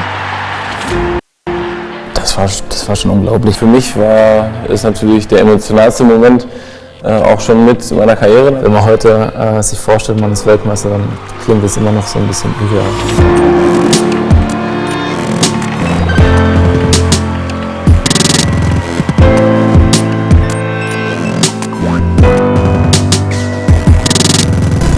Fußball, finde ich, hat sich wahnsinnig entwickelt. Theoretisch ist es sehr simpel, ne? Das ist diese 22 Leute laufen Ball hinterher, aber es gibt ja so viele Kleinigkeiten, die entscheidend dafür sind.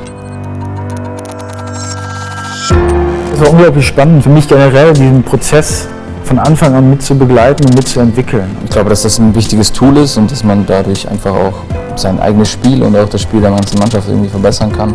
Und das haben wir eigentlich mit beiden Tools super geschafft. Also einmal mit der App, die einfach jedem Spieler auch außerhalb der Länderspielzeiten immer wieder wichtige Informationen gegeben haben, wo auch immer Feedbacks kamen. Und mit dem SAP Match Insights Programm.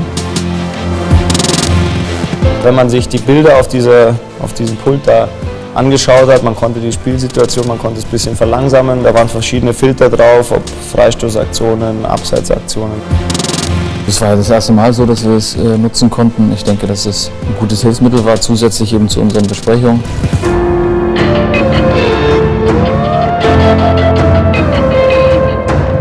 Daten können natürlich auch unglaublich viel helfen, wenn sie schnell bereitgestellt werden. Da habe ich Videos auf mein Handy geschickt bekommen, weil wir eine App auch entwickelt haben mit SAP zusammen und das war ganz einfach gewesen, das konnte ich unproblematisch von meinem Handy aus immer abrufen und teilweise habe ich sogar solche Daten mir auch dann, wenn ein neuer Spieler eingewechselt wurde, in der Halbzeit dann angeschaut.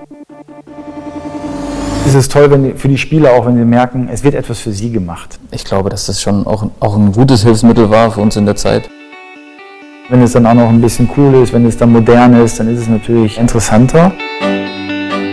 Das ist gut, dass man das auch natürlich in verschiedenen Bereichen nachschauen kann, dass man da vielleicht auch Belege für Eindrücke gewinnt. Und das ist ja jetzt erst der Anfang. Also ich denke, da werden noch so viele Daten kommen, von denen ich noch nichts weiß, die ich mir jetzt auch noch nicht vorstellen kann. Aber auch der ganze Weg eben, das war schon was Einmaliges. Das ist immer wieder, wenn ich Bilder sehe, habe ich auch sofort natürlich eine Gänsehaut.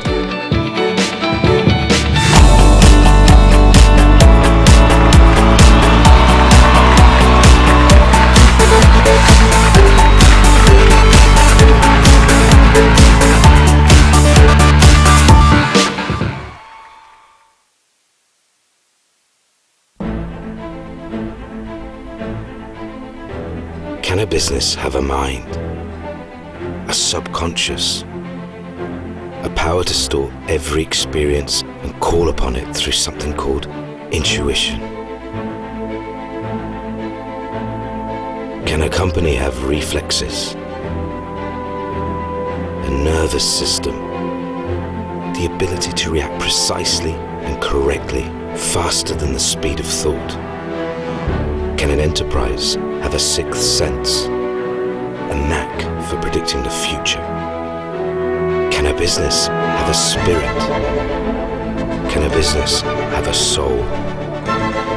Can a business be alive?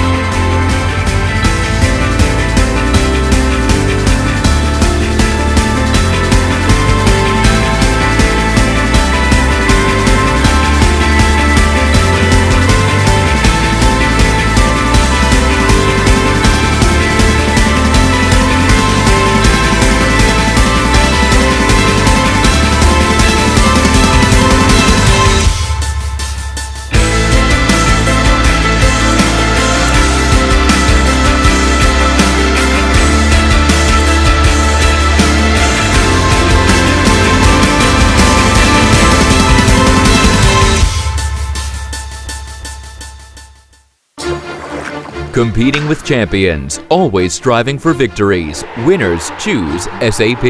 In the world of sports, SAP has fought alongside athletes, coaches, and teams worldwide to help achieve their goals in 2014. SAP HANA has brought sports facts and analysis to more than 50 million fans. More insights and new possibilities with SAP help to prepare for future challenges.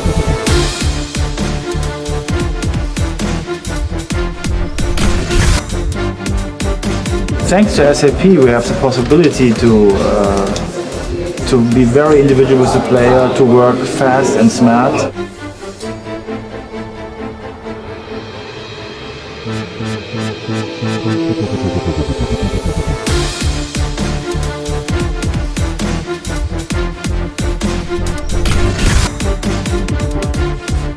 We'll have a completely new digitalized world which will be state-of-the-art in our club. And this is the goal SAP is working for with us. Das ist auch das Ziel von SAP.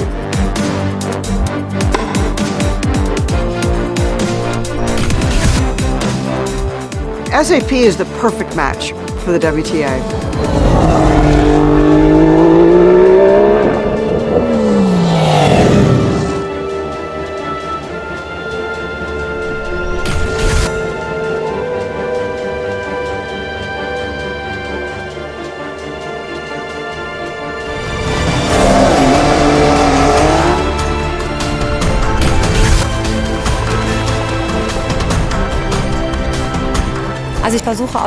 I'm trying to get as much information as possible from the analysis to perform even better with my next ride. Perfekter reiten zu können.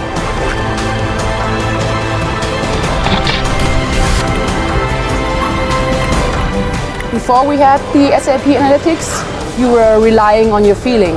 And now you are able to compare with objective data.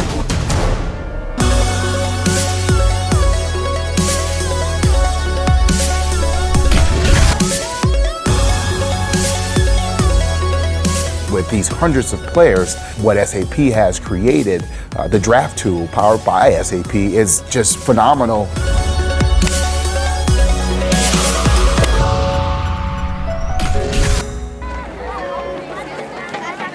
It's quite nice for the fans to get to know the person a little bit different than just hitting a golf ball from A to B.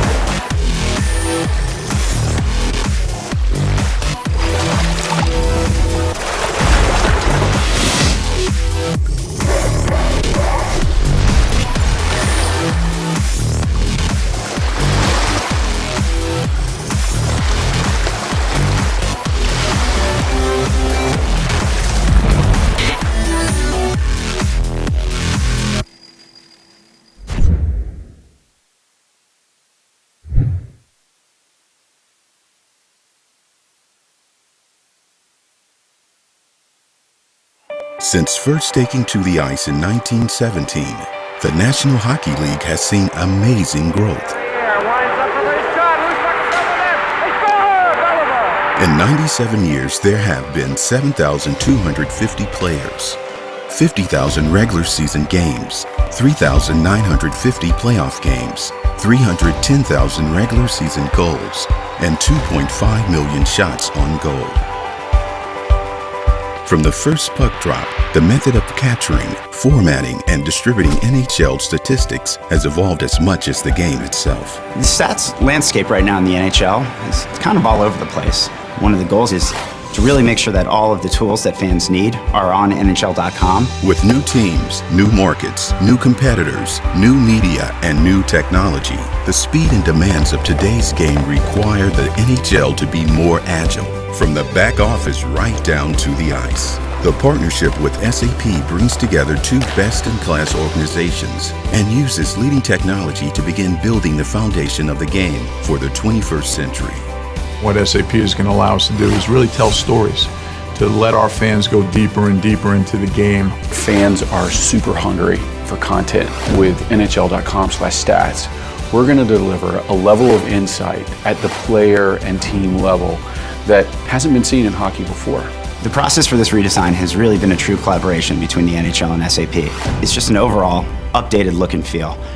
We really want to give the users a clean experience, easy to navigate it, and also give a level of interactivity.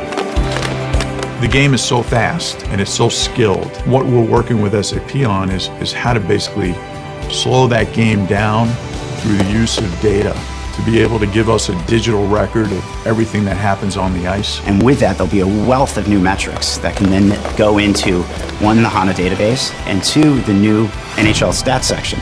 Now that they have the authentic data and this great set of tools, what are some new stories and new angles we can tell about the sport of hockey and about the NHL players?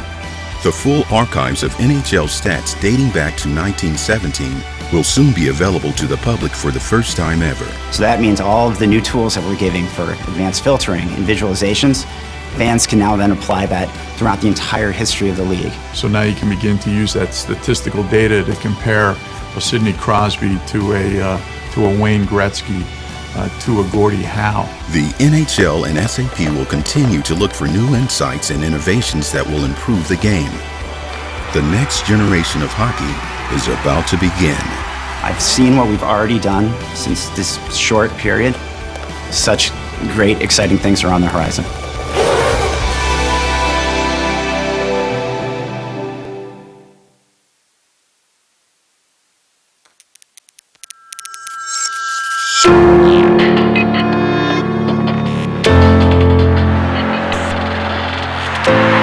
habe das noch gar nicht so drin in mir, dass das so funktioniert hat, dass wir Weltmeister geworden sind.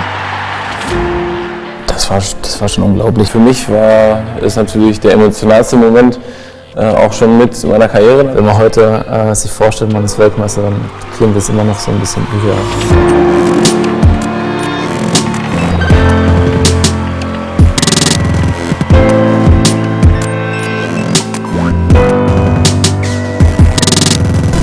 Fußball, finde ich, hat sich wahnsinnig entwickelt. Theoretisch ist es sehr simpel, ne? Das ist diese 22 Leute laufen Ball hinterher, aber es gibt ja so viele Kleinigkeiten, die entscheidend dafür sind. Es war unglaublich spannend für mich generell, diesen Prozess von Anfang an mit zu begleiten und mitzuentwickeln. Ich glaube, dass das ein wichtiges Tool ist und dass man dadurch einfach auch sein eigenes Spiel und auch das Spiel der ganzen Mannschaft irgendwie verbessern kann. Und das haben wir eigentlich mit beiden Tools super geschafft. Also einmal mit der App, die einfach jedem Spieler auch außerhalb der Länderspielzeiten immer wieder wichtige Informationen gegeben haben, wo auch immer Feedbacks kamen. Und mit dem SAP Match Insights Programm. Wenn man sich die Bilder auf diesem Pult da angeschaut hat, man konnte die Spielsituation, man konnte es ein bisschen verlangsamen, da waren verschiedene Filter drauf, ob Freistoßaktionen, Abseitsaktionen. Das war das erste Mal so, dass wir es nutzen konnten. Ich denke, dass es ein gutes Hilfsmittel war, zusätzlich eben zu unseren Besprechungen.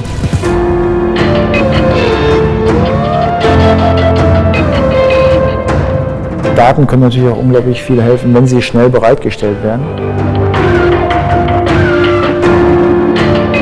Da habe ich Videos auf mein Handy geschickt bekommen, weil wir eine App auch entwickelt haben mit SAP zusammen und das war ganz einfach gewesen, das konnte ich unproblematisch von meinem Handy aus immer abrufen und teilweise habe ich sogar solche Daten mir auch dann, wenn ein neuer Spieler eingewechselt wurde, in der Halbzeit dann angeschaut.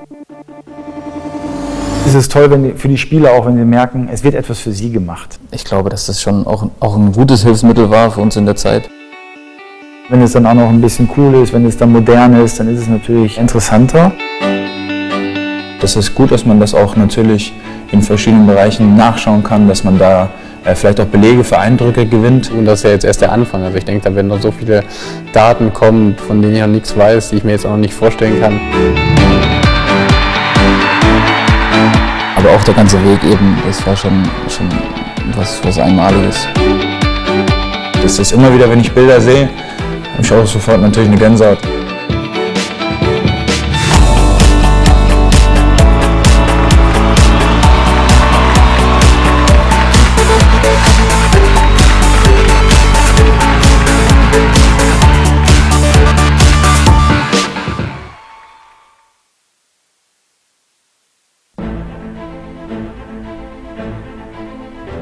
Can a business have a mind, a subconscious, a power to store every experience and call upon it through something called intuition?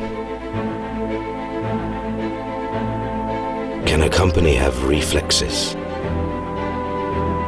a nervous system, the ability to react precisely and correctly, faster than the speed of thought?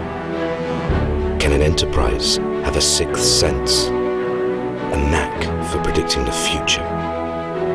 Can a business have a spirit? Can a business have a soul? Can a business be alive?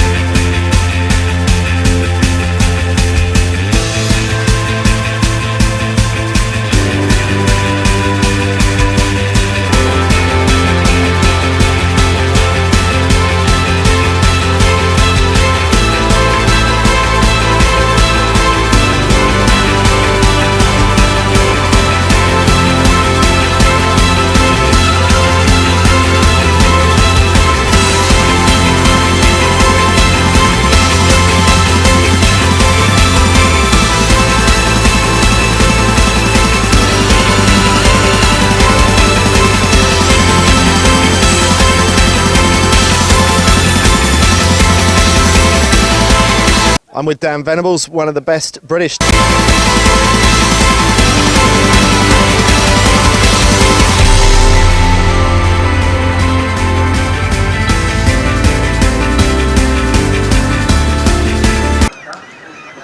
Welcome back to our live coverage of Kieler Woche 2015, where we have been featuring the 29er racing, the Gold Fleet, as they build towards the climax of the sailing festival tomorrow on Sunday.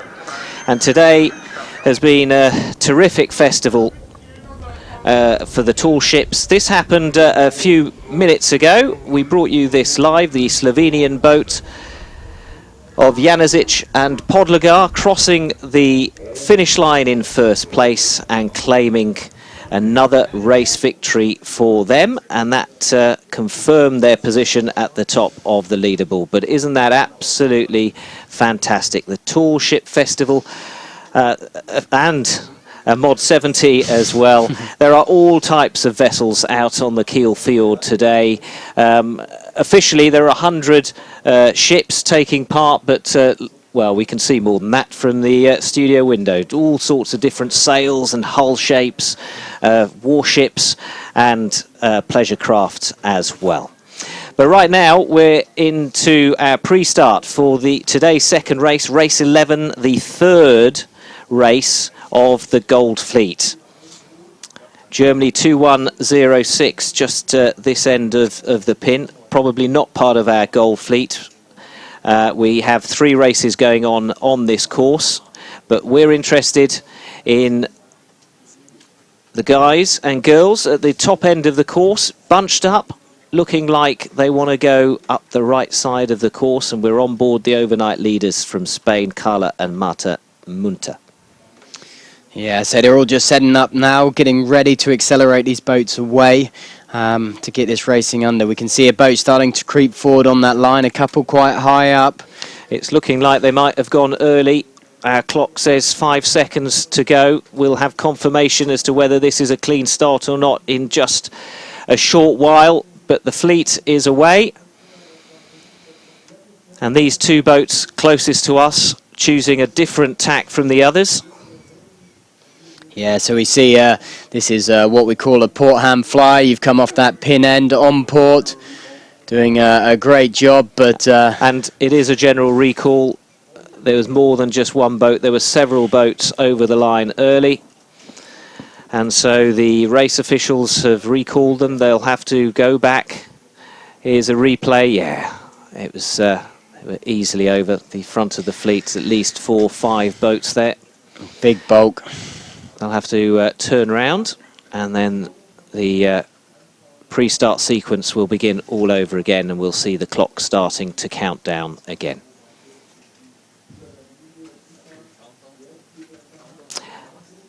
Now, is it likely they'll start the next race under a black flag, meaning that anyone over the line early will be disqualified? Very possibly. They generally use that as a bit of a, if time constraints on and they really need to get these racing underway. They also, it comes down to the actual race officer and how lenient he feels. The black flag's quite a strong starting sequence as soon as you're over the line at any point during that final minute. If your bow, any part of the boat crosses that line, you are instantly disqualified from that race. So it's quite a harsh penalty system, but it certainly means that the boats hang back from that line a little bit because they certainly don't want to be given that penalty. And this race delayed by a few minutes or more, leading up to the false start that we've just seen, because this was happening. Those wonderful tall ships making their way, gliding their way through the course, and once they're on, they're set on a certain direction. There's no stopping those boats, so it's just easier and quicker to hold the race, hold the 29er race, and let them pass through. So 4.5 minutes. And counting. And it will be a black flag start, so no room for error. And they do that because we could be here all day otherwise if if the black flag wasn't flown with various false starts, they could go on and on and on. But now no one can take that chance. And these two certainly can't take that chance. They were the overnight leaders. They've dropped down the leaderboard now to fourth place. So no room for mistakes for them after a good few qualifying races. Today, they've only managed 20th and 19th. So the Spanish girls, Spanish teenagers, will have to try and tighten up their form. Yeah, struggling to find a bit of rhythm in those first couple of races. Obviously something their boat speed was all okay, but their starts weren't great. So putting a bit of pressure on themselves early on in those races.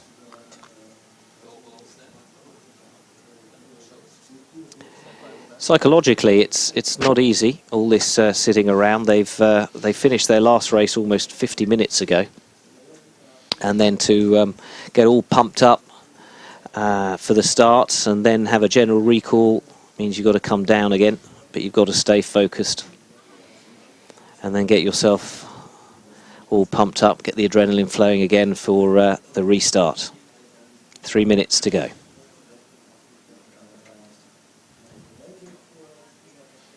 And although there are some coaches out on the water on those inflatable ribs, the Gull fleet, who are waiting to start their third race of the day, don't seem to be using those dinghies to go alongside and to hold on and to rest. I should explain that there's a gold, a silver and a bronze fleet. There's about 30 boats in each fleet out on the water, and they're all racing on the same course, obviously at different intervals. But that's why we're seeing a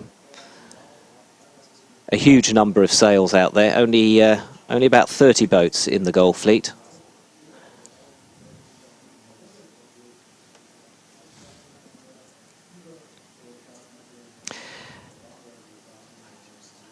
And how does this sort of sailing compare to what these girls would have been used to just over a year ago when they were Optimist sailors? Well, again, I think the biggest change for both of them is working together.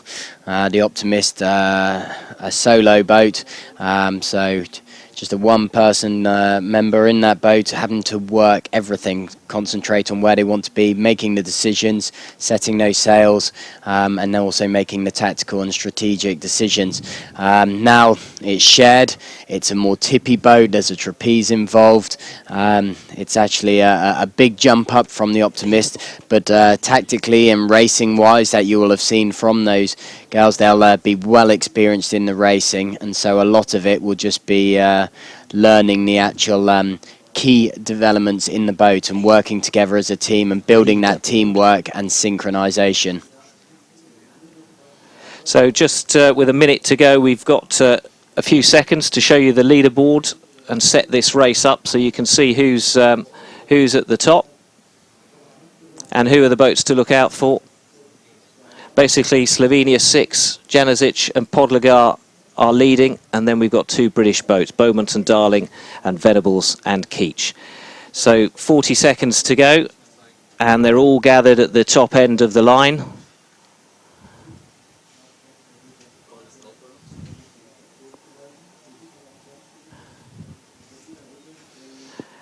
And they'll be looking around, trying to keep apart, trying to not get involved in any incidents with other boats and somehow get a clean start off the line.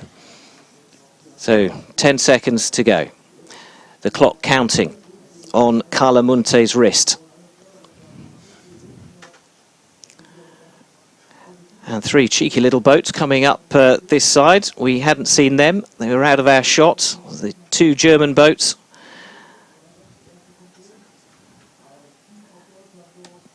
So yeah, we've seen three boats come in, two of them looking to cross the fleet, but with such a dominant side of the start line coming off from that committee boat, we saw the bulk of the fleet up towards that end. Certainly a lot of our race leaders are favouring and being consistent at that end.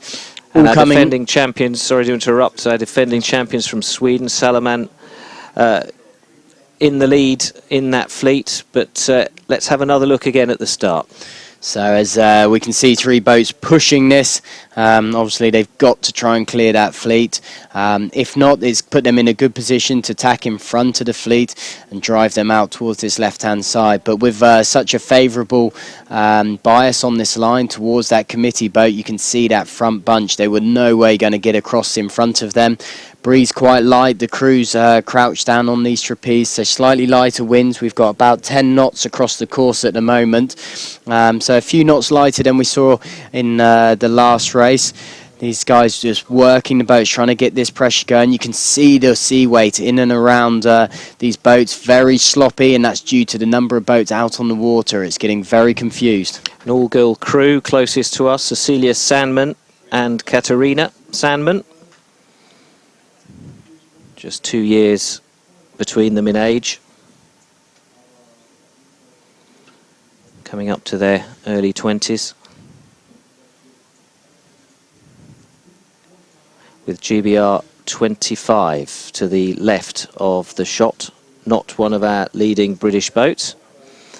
James Grummett and Daniel Budden. So we can see, again, similar tactics and strategy that we saw in the last race, coming off that start line towards the committee boat, getting that first shift, and now the actual bulk of the pack and the spearhead of the fleet all making their way out towards that favoured right-hand side. We can see a darker area right in the distance, looking at those front-running boats. That is the Breeze, and we see Nyborg and Olsen up in that sort of leading that pack out into that Breeze. So after a great race in that last race for them, they're certainly going out to capitalise on another. And if you're tuning in for the first time, you're looking at that mini-map in the bottom right-hand corner.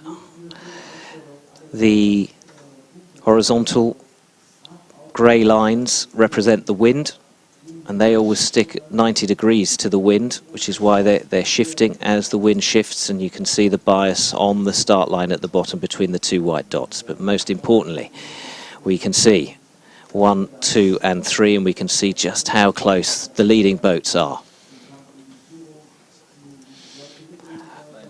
Yeah, so the Danish have got a nice sort of position out towards that right-hand side. We'll see it change quite a lot as these boats just start to get into their positions. You can see from the graphic now the bulk of the fleet all heading out towards that right-hand side. Most of them all over towards this right as they came off that start line. So looking for clear lanes, clear breeze, and sailing these boats fast. Lamai and Willem finished 10th and 11th today, so this is their best position so far in third.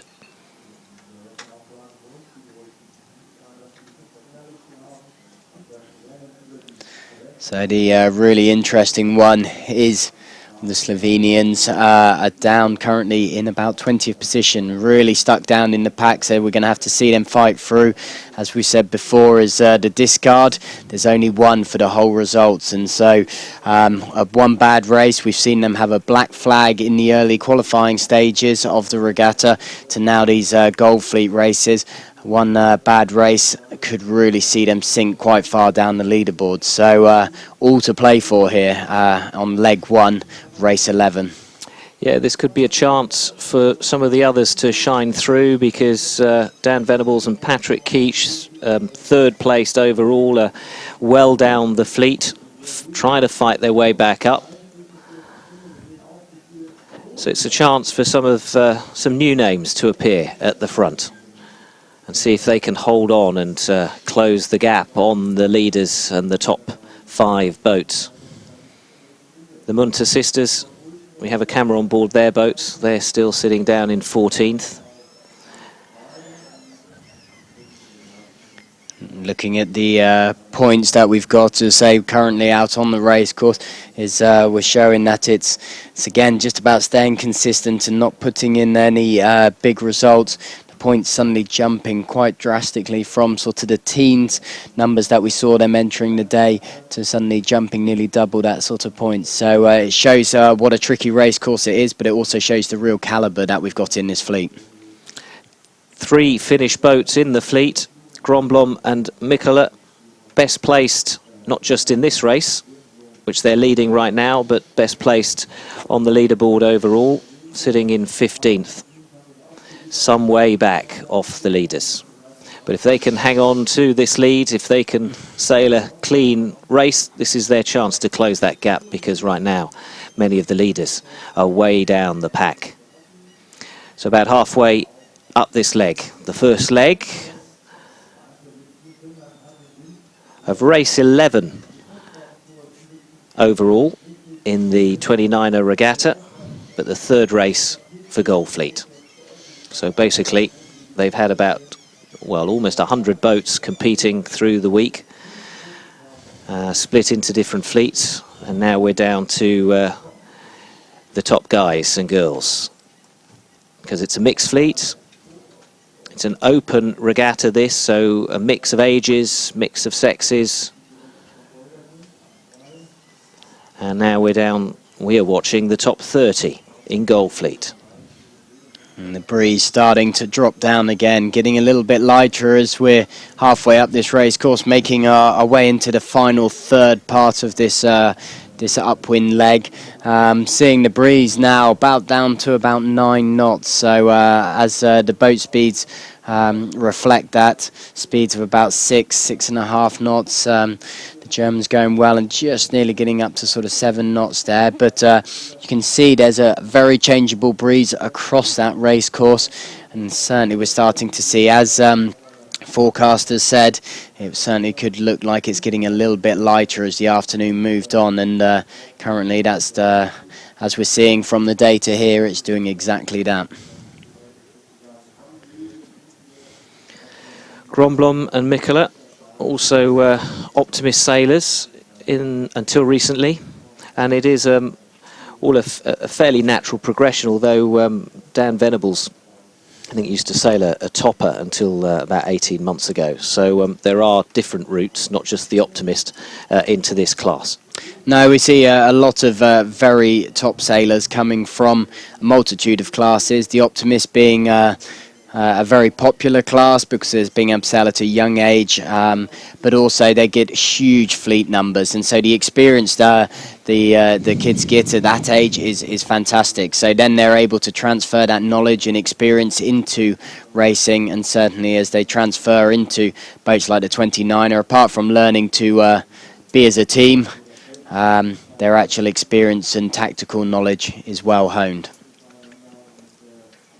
As the leaders tack and we go on board the Spanish boat, the Munter sisters, currently sitting around about 11th in the fleet.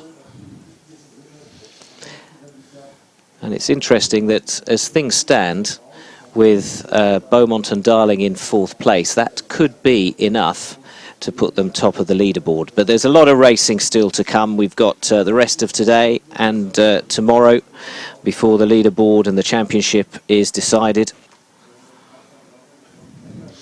So one disastrous race shouldn't affect the leaders too much, or anyone indeed. There's plenty of opportunity to come back, even for those sort of mid-fleet.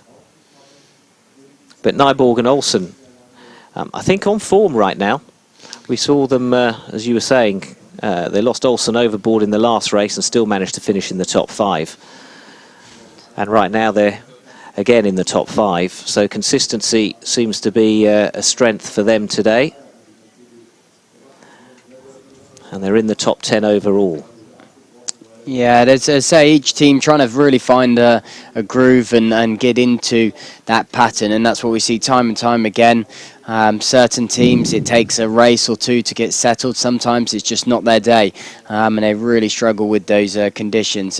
But Nyborg and Olsen, they've really had a settled position at the moment, sailing consistent towards the front of the fleet, and it's certainly going to squeeze up all these points on the leaderboard. And with how tight they're currently looking with the race positions, but obviously these are due to change, we're certainly going to see some great racing coming into the final day with the points being so tight. Be interesting to get some wind data, because to me it looks like it's getting a little bit lighter out there. Again, they're getting towards this upper part of the windward leg. See the crews crouching down on that side, having to really work the boats for extra pressure. We have got about 9.5 knots across that course. When we started, they had a couple of knots more, but consistently we're seeing this breeze just starting to filter out as this afternoon draws on. So our leaders tack into the mark. Gromblom and Mikkola. The spreader buoy there with the yellow flag, they have to come round that. And we'll be watching to see how smooth a spinnaker set this is. Off they go. Pulling on the sheets. It feels a relatively clean hoist.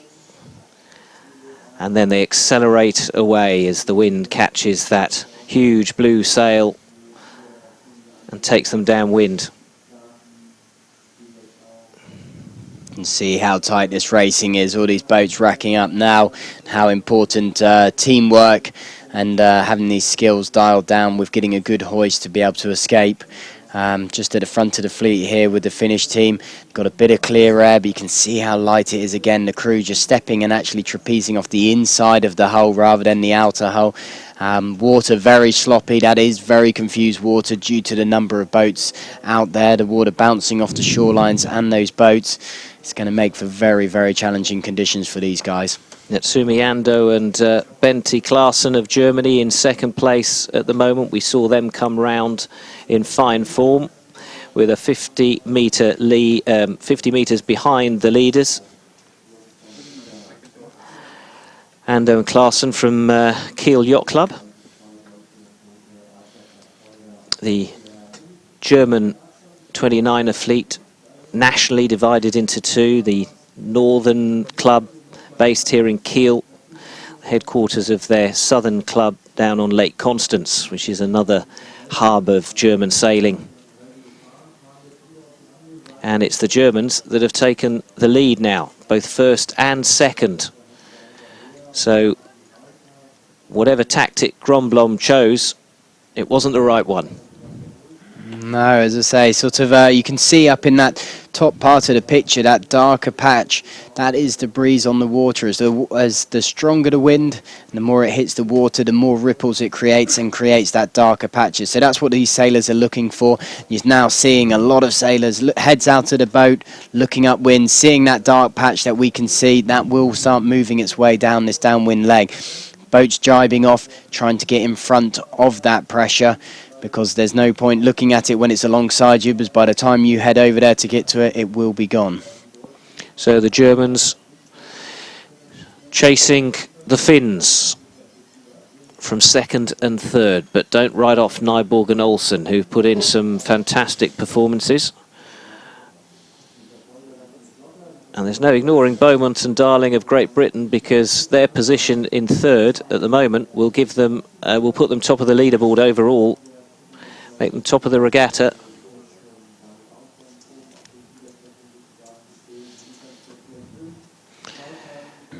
Wow, look at that gap slowly coming down. That was just all down to pressure. Seeing that pressure that we saw earlier on with that darker patch. The breeze now into them. It's caught up with them down this downwind leg. And that little change of position there. Germans getting into that breeze early, accelerating over the top of the Finnish boat. So we can see a speed difference of a good couple of knots there. That's come in due to that breeze that we saw making its way down that downwind leg. And you have to wonder how much of that decision on board Lamé and Willem was based on their local knowledge, because at the start of the week, you know, a lot of the local sailors were telling us that actually local knowledge probably doesn't help, because the conditions are so variable, that every few minutes are different. But actually, we've consistently seen that local knowledge has helped, and the Germans, especially in the Olympic classes, the top German sailors all training here regularly. This is their base. So we got one of the British pairs here coming across on port. You can see that breeze up in that top hand corner. the darker patches, but the acceleration from the boats up above. And we have the Finnish boat in the middle there with the Audi graphics and the navy blue spinnaker. That was showing that breeze. As it got to them, you saw the boat suddenly light up, come to life, and what we call the rooster tail of white water coming out the back. That was our third place boat, Crispin Beaumont on Tom Darling, who are currently leading the fleet overall. But quite a distance from them and the two first boats. And looking at that diagram, you can see favouring that same side that they travelled up on that last leg upwind, but always looking for this pressure downwind. It becomes more and more important. We mentioned about the apparent wind and trying to make the boat sail faster and a lower angle. That's what we saw in that last clip with the breeze coming in, being strong, and they're able to sail those lower angles and quicker speeds. They're just heads out the boat, looking for those gusts on the water, looking to pick their way down as like a chess game, wanting to position themselves ready for the next move. And so far, Lamé and William have done a grand job of hitting that breeze early, and they've just got nearly just under 40-metre lead. The bronze medalist from the recent World Championship, 16-year-old Sophia Schuckmann, in the top 5. And she's been pretty consistent as well this regatta. They've won a few races and have been there or thereabouts, pretty close to the podium on pretty much every race. And they're doing well overall as well. So from the footage here, you can see the guys really working the boat. It's what we call kinesthetics from the guys on the trapeze wire, using their hips, using their core to generate the power through the rig, and it gives a little bit of a pump and a fanning action off the back of that mainsail, allowing that boat to accelerate. There's a certain amount you're allowed to do within the rules, but these guys have sailed a superb downwind leg and lead as we go into leg 3 on race 11 of the Gold Fleet in the 29ers. So they head off upwind. That's our second place boat, just coming into the mark now. Gives you an idea of time and distance between them. As the fins go round.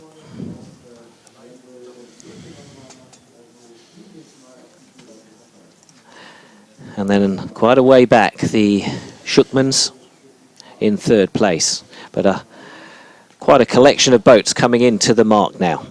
This should be interesting. Yeah, real cluster as they come in. So everyone hot on what the rules are going to be and decisions of which mark they want to be going to. We've seen the front two boats round this left-hand mark and sort of make their way back out towards the left-hand side. But when there's a cluster like that, you might be forced to the other mark just to make sure you don't slow and lose too much momentum. Gwendal Lamé and Luc Willem leading this race. Part of the youth programme of Sailing Team Germany, so their pedigree has already been recognised, and we may well possibly be looking at some of the big Olympic names of the future for Germany in the 49er class if they decide to progress. And certainly all the 49er sailors that made the medal race a few days ago had all come through the logical optimist 29er, 49er route. And here we go, a bit more a breeze, hiking out a lot more. Yeah, that pressure just starting to come in now. Starting to still see it sort of in and around 9 knots, but these odd little gusts coming through. We saw going on that downwind leg. Now we're getting a few more of those gusts coming in. The crew working hard out on that trapeze. See how hard the helm's working as well. Together, it's really important that teamwork and moving the body in that way. See the boat, their backs going backwards. That's to try and drive these boats through the waves. If they were to sit still, the boat gets bounced around a lot more. So they're using their body weight to try and make that boat smoothly cut through the waves and also keep maximum power in the rig. Hands moving all the time as well. non-stop. So constant adjustment. We've got a wide range of wind out there, so constant adjustment and changing gears is what's seeing these guys at the front of this fleet. And there we get the bird's eye view of where everybody is at the front of the fleet, with 40 metres between first and second. And then once again up there, Nyborg and Olsen putting in another good performance. Yeah, so after that quick dip in the first race, managed to recompose themselves. They stayed well up in that race and finished up well, and now they're back up there again. So nice and consistent from those guys. So certainly even with a mistake that happened to them, they've not lost their focus.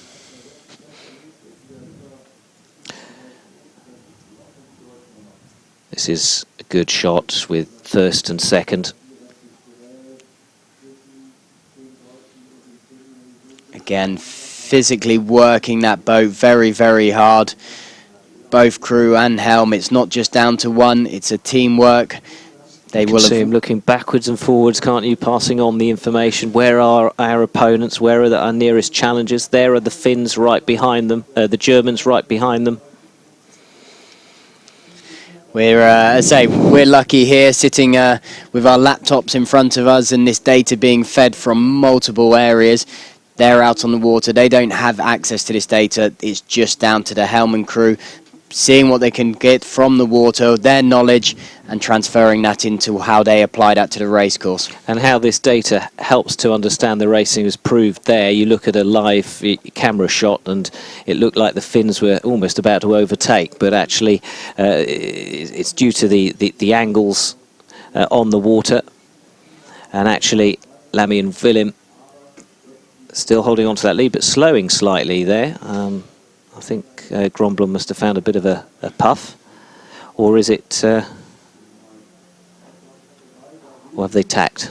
Is that why they lost speed? Again, Lammy and Williams sort of putting in a consistent covering position. As we talk about covering, there's a soft cover and a hard cover.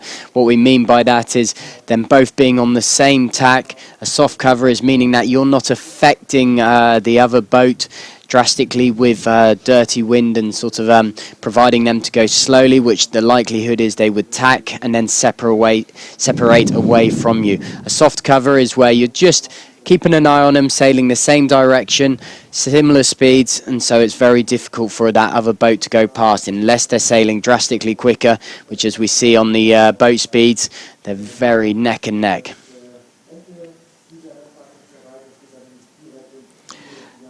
The designers of this boat trying to keep it pretty much as simple and as accessible and available to as many people as possible. The mast is interesting because it's in 3 parts, isn't it? And we've seen them taking those apart for travel and transport, because obviously this fleet representing countries from all over the world. It's, I'd say, another dynamic side of sailing is the equipment that you use, knowing it, testing it, trying to find the best equipment. With the 29er fleet, it is a one design fleet, so it means that you go and buy a mainsail, it's exactly the same mainsail, or it should be, as everybody else is. It's all got to be certified from the 29er Association, and because of that, it's what makes this racing so tight. So even though we've been racing now, we're onto the 3rd leg, there's still only just over 55 meters between the first 2 boats, and these points, looking at the scoreboard, are really, really tight. So we're going to have some pretty fantastic racing as it comes to the climax at Kieler Woche. We've talked a lot about these sailors progressing from the 29er to the 49er. What are the fundamental differences between those 2 boats? So the big differences that are clear if you were to put the boats next to each other. One, the 49ers, quite some bit bigger. They also have racks coming out the side of the boat, so allow the sailors to be further out on trapezes. And obviously the main fundamental is having twin trapeze. So that helm, as we can see here, perfectly a great shot on board with the Spanish sisters here. we can see the helm was in a hiking position, sat on the side of the boat, when in the 49er she would also be alongside her sister out on a trapeze. Now we get our first view in this race of the leaders, Slovenia 6, Janezic and Podlogar, who've been going so well in this regatta, but they are down the fleet at the moment. And it'll be interesting to get a confirmed position on them, which, looking at the data, is about 15th now. So that is enough, as things stand, to keep them at the top of the leaderboard. But we'll have to see, with just over one leg to go, if they can hold on to that position. It all depends on Beaumont and Darling and where they finish. They're currently in 3rd. That's right, they have been chipping away. Have seen them for the first 2 legs of this race, been down in about 20th, 19th, 20th position. So they are starting to apply the accelerator and make their way up the fleet. But again, with the depth of experience and the caliber of this fleet, it's hard to make your way back through. You may have won races before, but a lot of these sailors all have huge experience and have won races before. And again, we're seeing a change of people at the top of the leaderboard here.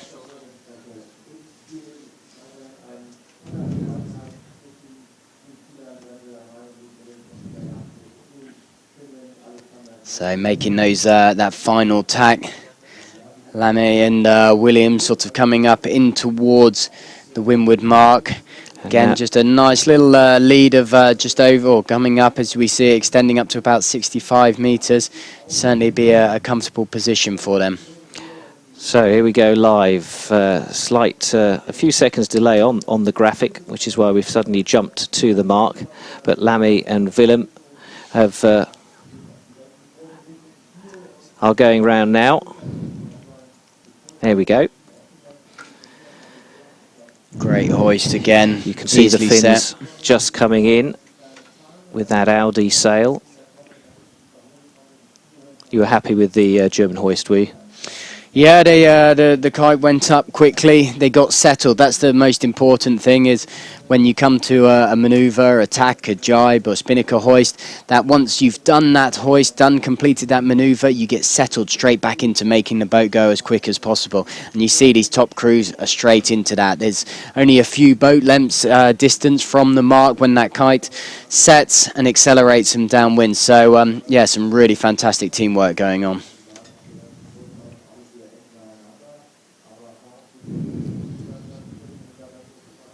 And there is the distance confirmed between 1st and 2nd place. As we've seen on a number of occasions, that's not a distance that is insurmountable. Although at the moment the speed readings suggest that the Germans are a little faster than the Finns. Yeah, so it'll be interesting to see now. They're coming down this side, they're all following each other. So they clearly don't think that wind that we saw on the last downwind leg is on that side of the course again. So no one peeling off and going for a jibe.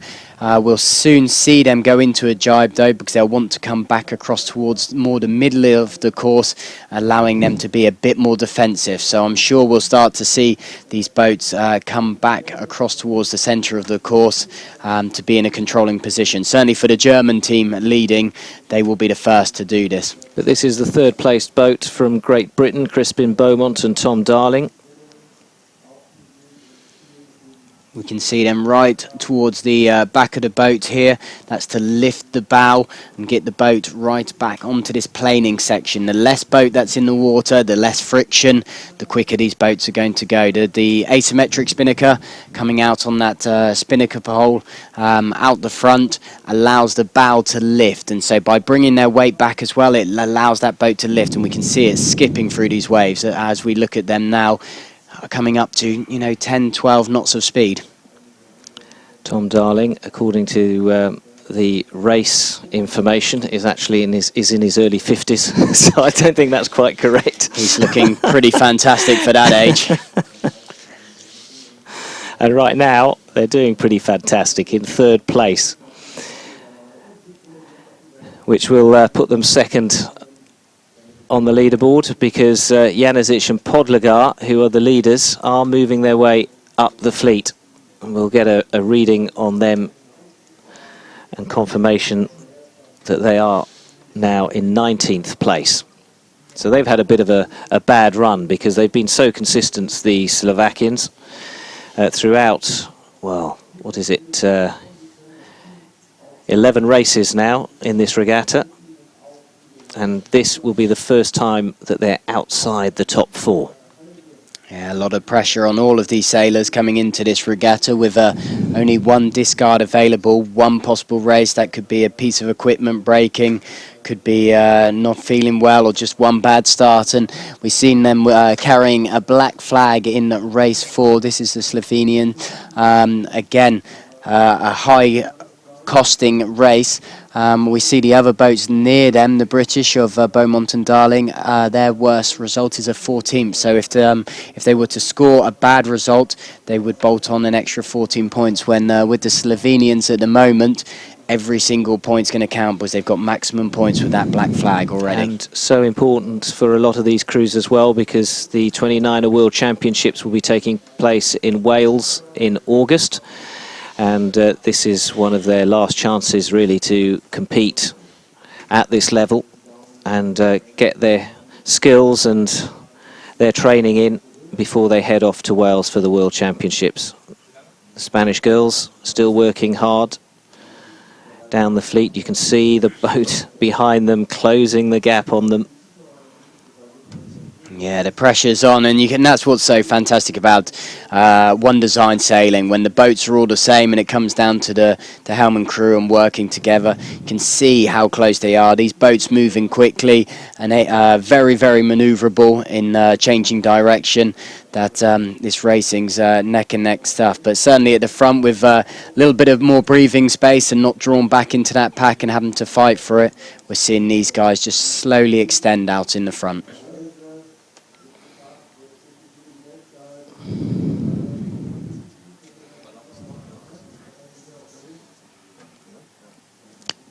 Germany 12, Gwendal Lamy and Luke Willem still leading. Holding on to the lead that they took a couple of legs ago. And staying calm and collected. You can see from the map in the bottom right, there's not far to go to the finish line. The red spinnaker being well controlled by the crew. Darker on the water, seeing breeze up to about 11 knots. That's just again getting away from the shoreline, so quicker boat speeds as they get down towards the bottom of this course, and that's why we're seeing bigger gaps created between these boats. So these front runners certainly creating big gaps between the rest of the fleet, but these guys have sailed a superb race, very tactically, kept good boat speed and working well as a team as they're going to make their way down towards the finish now. And so Gwendal Lamy and Luke Willem take their third victory of this regatta, which will see them move up the leaderboard.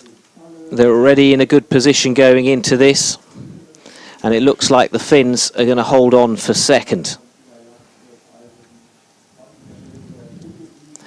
Beaumont and Darling going out to the right, Nyborg and Olsen going out to the left. Be interesting to see when they both come in towards the line, which one will be ahead. Yeah, looking at the Finns, they've got a little bit of breathing space. I think they've come across the middle of the race course again, so they're able to cover their position, come back in and support that. Alexandra and Martin then cross the line for Finland, a second victory of the regatta for them. Or a second podium place, I should say, for them. And they'll be pleased with a performance that really has improved as the regatta's gone on. The Brits have crossed the line in third place now. We've seen the Danes go across as well. And on the line, we were wondering, weren't we, when they came together to the finish line, which one would come out in front. According to that data, Nyborg and Olsen managed third place. So yet again, they've overcome adversity to move up the fleet. They lost Olsen overboard in the previous race we were watching. They had a bad start in this race, but they've managed to get themselves a podium. Great tactical decision. It came down that right-hand side on that last leg. Nice bit of pressure. Boat accelerated and just gave them the jump ahead of the Brits as they came into that finish. So neck and neck stuff all the way to the finish again, but 2 solid results for those guys. And unconfirmed, but Beaumont and Darling's finish in this race puts them top of the leaderboard, equal on points with Janasic and Podlegar, who had a bad run of things in this second race that we've been bringing you. Here come the Spanish girls, the Munter sisters, crossing the line well back. And again, we have to wait for the results to be officially confirmed once the fleet has, the whole fleet has finished the race. I think the Munter sisters came in round about 10th. As we get another view of the many, many different types of sailing boats, that can just about be called a sailing boat. It's, you don't get more high tech than a Mod 70. He's making an appearance. And I suspect he wasn't quite as close to the 29, of course, as that angle made out. Certainly hoping not. Certainly would pick up a few of the 29ers along the way through their race course. So I think, yeah, the camera angle just playing a bit of a trick on us.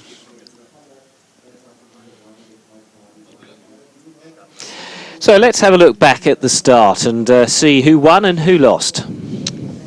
Well, as we can see, sort of Nyborg and Olsen heading in a totally different direction away from the line. So obviously struggled with their positioning, weren't happy with it, and have been kicked right out the back of the start. So really interesting at how well they've moved back through the fleet and got back up. So the speed's all coming back now as they accelerate away from the line. Everyone being quite cautious. We saw that black flag start, holding everybody back. A great start from Beaumont and Darling coming off that left-hand side, but it was the bulk of the fleet up towards this right-hand side that have come out on the better pressure. And this is where we saw Nyborg and Olsen. Really interesting. Peeled away from the rest of the fleet, not getting involved, clearing their air, heading out towards that right-hand side, which we saw as a more favourable position, and they got into that pressure early. And so, you know, it's a bad start. It's certainly not something you want to start with, but they managed to dig their way through, and Ever sailing well with their tactics has pushed them up towards the front. Now the Golden Goblet is all about matching speed and distance and manoeuvres and getting the numbers right. There's no point in just being fast if you're travelling the further distance, so let's see how they compare. Well, looking at those speeds as well, how similar they are across all of those boats. So again, we talked about one design class, very, very tight between them. That's they're all sailing using the same equipment. The only difference is down to the sailors and picking their way forward. But as you say, let's have a look at the distances and see who decided to bolt on a few more meters. I'm sure Nyborg and Olsen, theirs is a little bit higher because exactly what we just saw from that starting analysis, were heading in the wrong direction at the start, and just felt like they'd give their competitors a little bit of an added benefit, but they bit back. But again, as we see a lot of the time, consistent boat speed, shorter distances, sits Lamé and William at the top. Manoeuvres, again, we're seeing a difference in manoeuvres. It comes down to how many tacks, how many jibes they've completed over that race course. Sometimes those might be a few more if they found themselves having to dig themselves out of a little bit of a hole or having to cover someone and be more. But again, at the top, minimum amount of manoeuvres, minimum distance, and a fairly strong average speed sitting up with the rest of the top five. Has seen the German team of Lamé and William take that third race today in the Gold Fleet. Fascinating stuff, and remember you can access all this data at sapsailing.com, and there we can confirm the leaderboard now as the British team of Crispin Beaumont and Tom Darling take a 2-point lead from the previous leaders, Janasic and Podlegar of Slovenia. Their 21st place finish was, well, definitely the worst of their regatta. Quite a disaster for them. And then come the next British boat, Dan Venables and Patrick Keach on 47, so 7 points behind the leaders. As we've seen, that is not much of a lead at all in this fleet. Anything could change, and the Shookmans will be pleased with that. They've managed to hold on to 4th thanks to that 8th place, and makes up a little bit for the disastrous race number 2, which they can discard, but will always be in their minds, you know, whatever. Lammy and Willem in 5th place now. They were the winners of the race we've just seen, and the Munters sisters of Spain will be disappointed. They've dropped from top of the leaderboard overnight to 6th. Yeah, so two British boats up on the podium at the moment. Yes, they'll be competing for that top spot. They'll be pleased that there are two British boats up on that podium, but they've got a fight on their hands between them as much as they have against any other boats. So it may look like there's a bit of work going on together, and nice to see them both up there, but they both would like to come along with this victory. Well, we've seen the pictures out on the water go from sunshine and blue skies to battleship grey, and now we're somewhere in between. But the important thing is that the breeze is still up, and they're planning at least one more race in the 29er class. We will bring you that live when it begins. We haven't got a start time for it yet. We've got 3 fleets racing on that course, so it'll be a little while as they wait for the 2nd and 3rd, the silver and bronze fleet, to finish their race. So if the previous timings are anything to go by, we should be back in about 30 minutes' time with the 29ers Gold Fleet and their 3rd race of the day.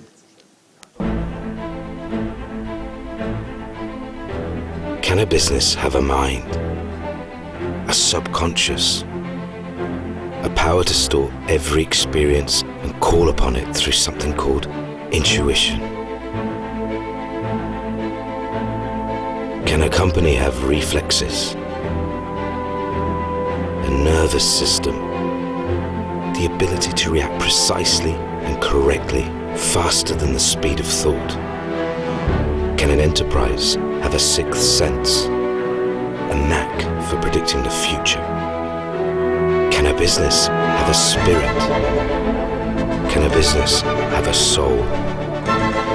Can a business be alive?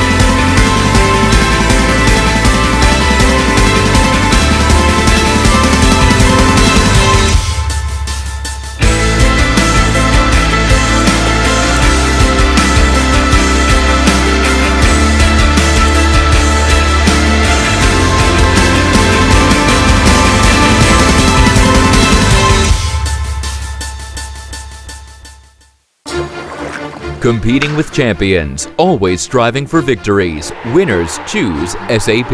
In the world of sports, SAP has fought alongside athletes, coaches, and teams worldwide to help achieve their goals in 2014. SAP HANA has brought sports facts and analysis to more than 50 million fans. More insights and new possibilities with SAP help to prepare for future challenges.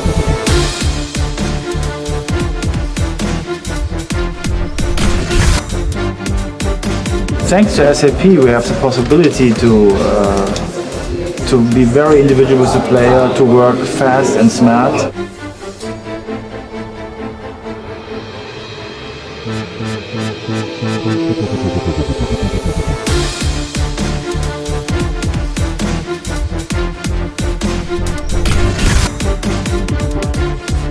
We'll have a completely new digitalized world which will be state-of-the-art in our club. And this is the goal SAP is working for with us.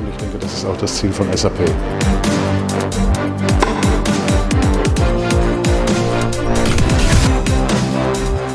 SAP is the perfect match for the WTA.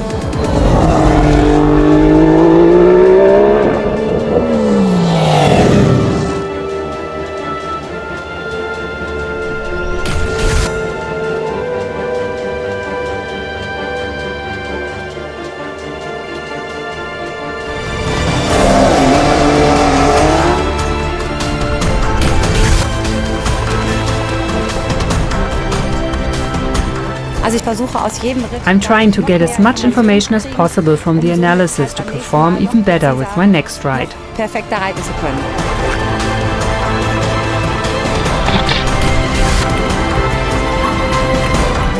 Before we had the SAP Analytics, you were relying on your feeling. And now you are able to compare with objective data.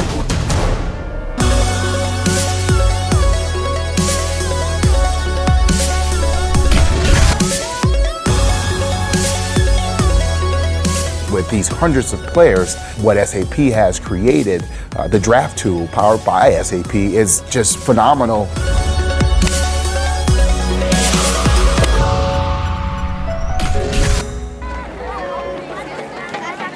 It's quite nice for the fans to get to know the person a little bit different than just hitting a golf ball from A to B.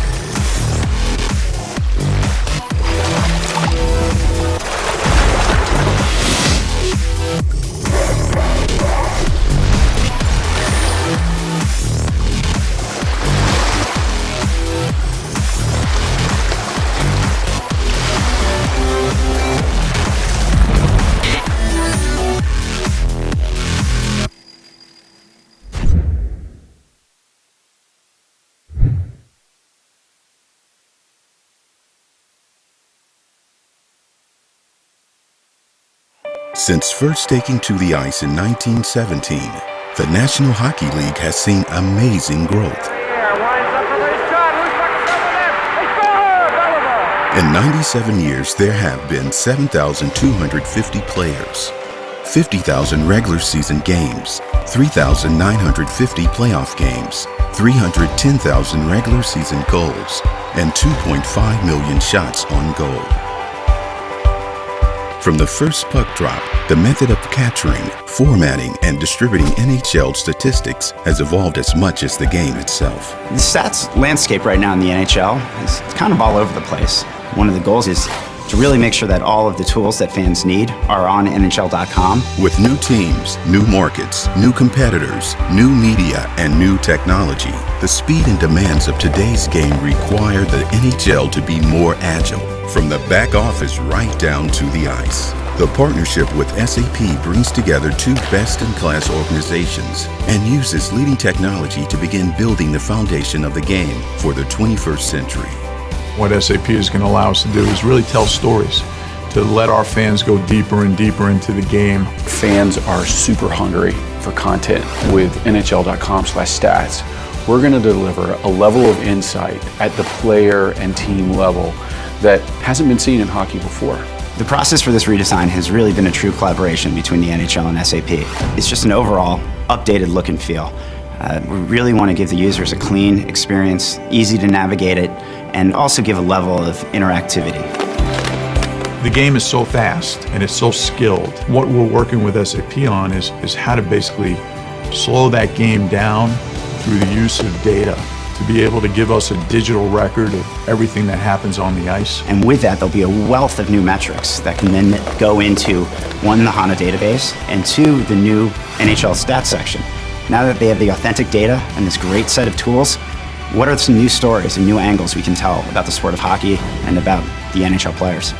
The full archives of NHL stats dating back to 1917 will soon be available to the public for the first time ever. So that means all of the new tools that we're giving for advanced filtering and visualizations, fans can now then apply that throughout the entire history of the league. So now you can begin to use that statistical data to compare a Sidney Crosby to a Wayne Gretzky, to a Gordie Howe. The NHL and SAP will continue to look for new insights and innovations that will improve the game.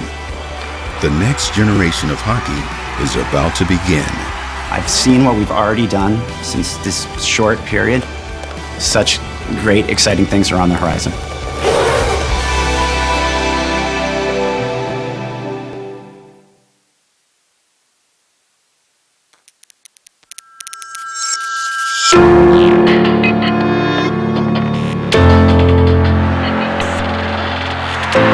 Ich habe das noch gar nicht so drin in mir, dass das so funktioniert hat, dass wir Weltmeister geworden sind.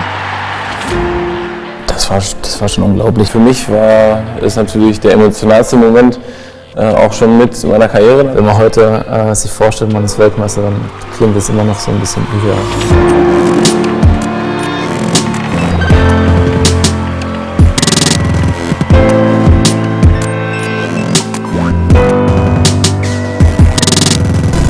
Fußball, finde ich, hat sich wahnsinnig entwickelt. Theoretisch ist es sehr simpel, ne? Das ist diese 22 Leute laufen Ball hinterher, aber es gibt ja so viele Kleinigkeiten, die entscheidend dafür sind.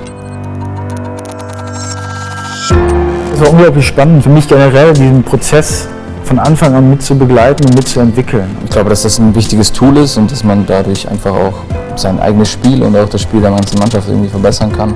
Und das haben wir eigentlich mit beiden Tools super geschafft. Also einmal mit der App, die einfach jedem Spieler auch außerhalb der Länderspielzeiten immer wieder wichtige Informationen gegeben haben, wo auch immer Feedbacks kamen. Und mit dem SAP Match Insights Programm. Wenn man sich die Bilder auf diesem Pult da angeschaut hat, man konnte die Spielsituation, man konnte es ein bisschen verlangsamen, da waren verschiedene Filter drauf, ob Freistoßaktionen, Abseitsaktionen. Das war das erste Mal so, dass wir es nutzen konnten. Ich denke, dass es ein gutes Hilfsmittel war, zusätzlich eben zu unseren Besprechungen.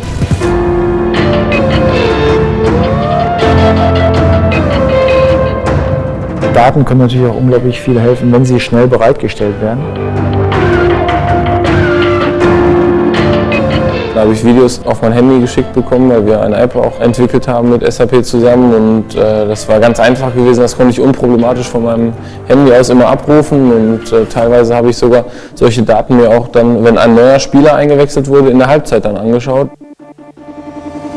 Es ist toll für die Spieler auch, wenn sie merken, es wird etwas für sie gemacht. Ich glaube, dass das schon auch ein gutes Hilfsmittel war für uns in der Zeit. Wenn es dann auch noch ein bisschen cool ist, wenn es dann modern ist, dann ist es natürlich interessanter. Das ist gut, dass man das auch natürlich in verschiedenen Bereichen nachschauen kann, dass man da vielleicht auch Belege für Eindrücke gewinnt. Und das ist ja jetzt erst der Anfang. Also ich denke, da werden noch so viele Daten kommen, von denen ich noch nichts weiß, die ich mir jetzt auch noch nicht vorstellen kann. Aber auch der ganze Weg eben, das war schon was Einmaliges. Das ist immer wieder, wenn ich Bilder sehe, habe ich auch sofort natürlich eine Gänsehaut.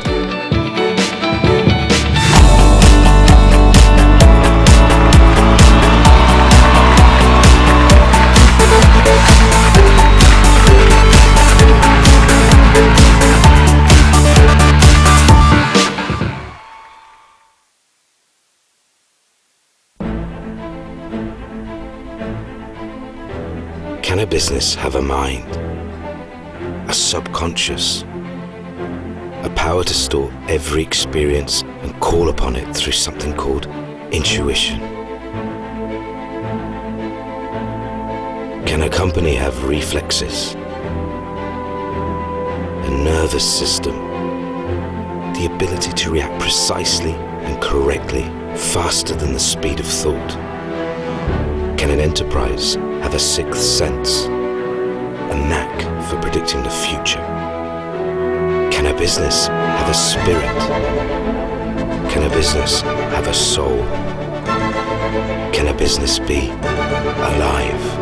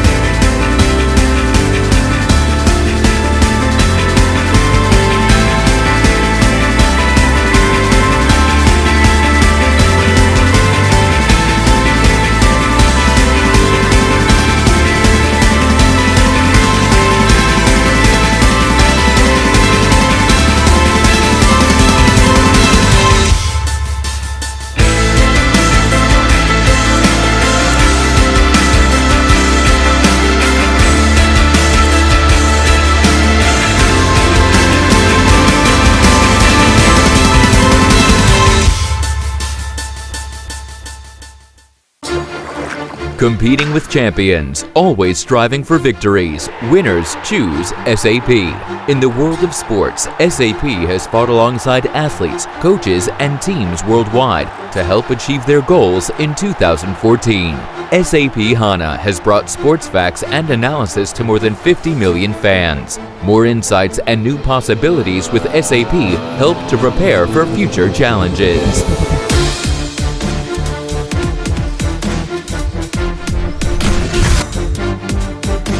Thanks to SAP, we have the possibility to be very individual with the player, to work fast and smart.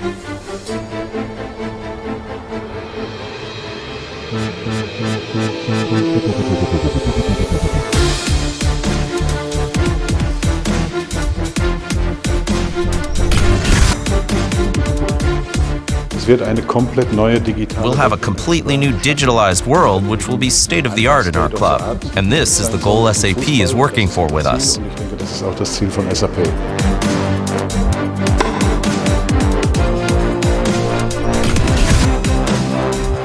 SAP is the perfect match for the WTA.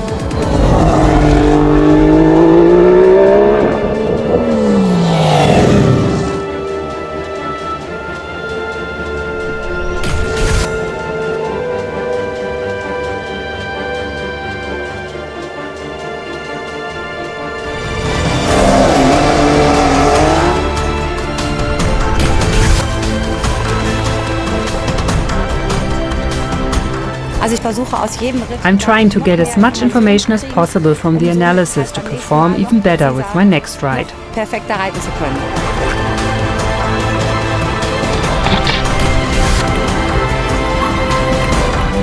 Before we had the SAP Analytics, you were relying on your feeling. And now you are able to compare with objective data.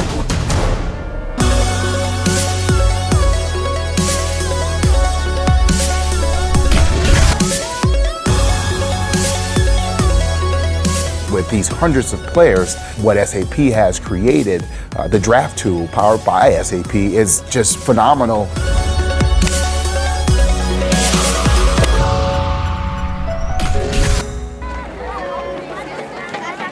It's quite nice for the fans to get to know the person a little bit different than just hitting a golf ball from A to B.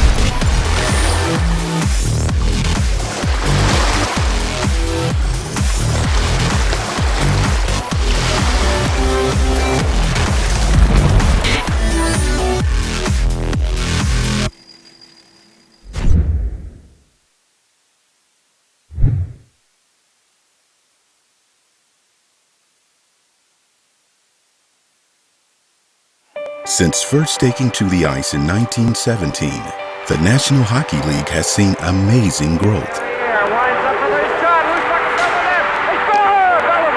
In 97 years, there have been 7,250 players, 50,000 regular season games, 3,950 playoff games, 310,000 regular season goals, and 2.5 million shots on goal. From the first puck drop, the method of capturing, formatting, and distributing NHL statistics has evolved as much as the game itself. The stats landscape right now in the NHL is kind of all over the place. One of the goals is to really make sure that all of the tools that fans need are on NHL.com. With new teams, new markets, new competitors, new media, and new technology, the speed and demands of today's game require the NHL to be more agile, from the back office right down to the ice. The partnership with SAP brings together two best-in-class organizations and uses leading technology to begin building the foundation of the game for the 21st century. What SAP is going to allow us to do is really tell stories, to let our fans go deeper and deeper into the game. Fans are super hungry for content. With NHL.com/stats, we're going to deliver a level of insight at the player and team level that hasn't been seen in hockey before. The process for this redesign has really been a true collaboration between the NHL and SAP. It's just an overall updated look and feel. We really want to give the users a clean experience, easy to navigate it, and also give a level of interactivity. The game is so fast and it's so skilled. What we're working with SAP on is how to basically slow that game down through the use of data to be able to give us a digital record of everything that happens on the ice. And with that, there'll be a wealth of new metrics that can then go into, one, the HANA database, and two, the new NHL stats section. Now that they have the authentic data and this great set of tools, what are some new stories and new angles we can tell about the sport of hockey and about the NHL players? The full archives of NHL stats dating back to 1917 will soon be available to the public for the first time ever. So that means all of the new tools that we're giving for advanced filtering and visualizations, fans can now then apply that throughout the entire history of the league. So now you can begin to use that statistical data to compare a Sidney Crosby to a Wayne Gretzky, to a Gordie Howe. The NHL and SAP will continue to look for new insights and innovations that will improve the game. The next generation of hockey is about to begin. I've seen what we've already done since this short period. Such great, exciting things are on the horizon.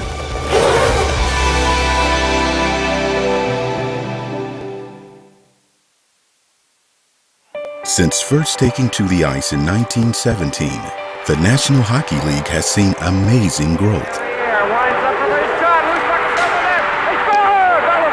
In 97 years, there have been 7,250 players, 50,000 regular season games, 3,950 playoff games, 310,000 regular season goals, and 2.5 million shots on goal.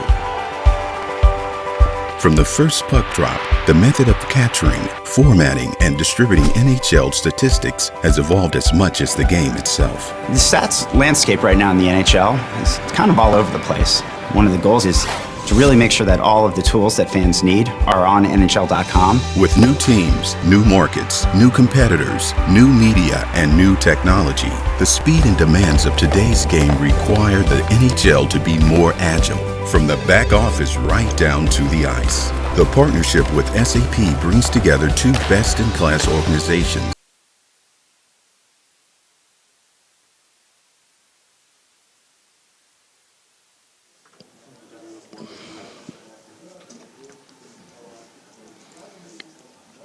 Welcome back to live coverage of Kieler Woche 2015. We're out on the water with the 29ers today as one of the many tall ships that are part of the Kiel Sailing Festival floats past on its way back into harbour, and we're waiting for the third race of the day in the 29ers. Corky Rhodes in the studio with us again, and crunching the data and looking at all the information that's coming to us off the water, and a couple of interesting races in as much as there's been a real shuffling of the fleet.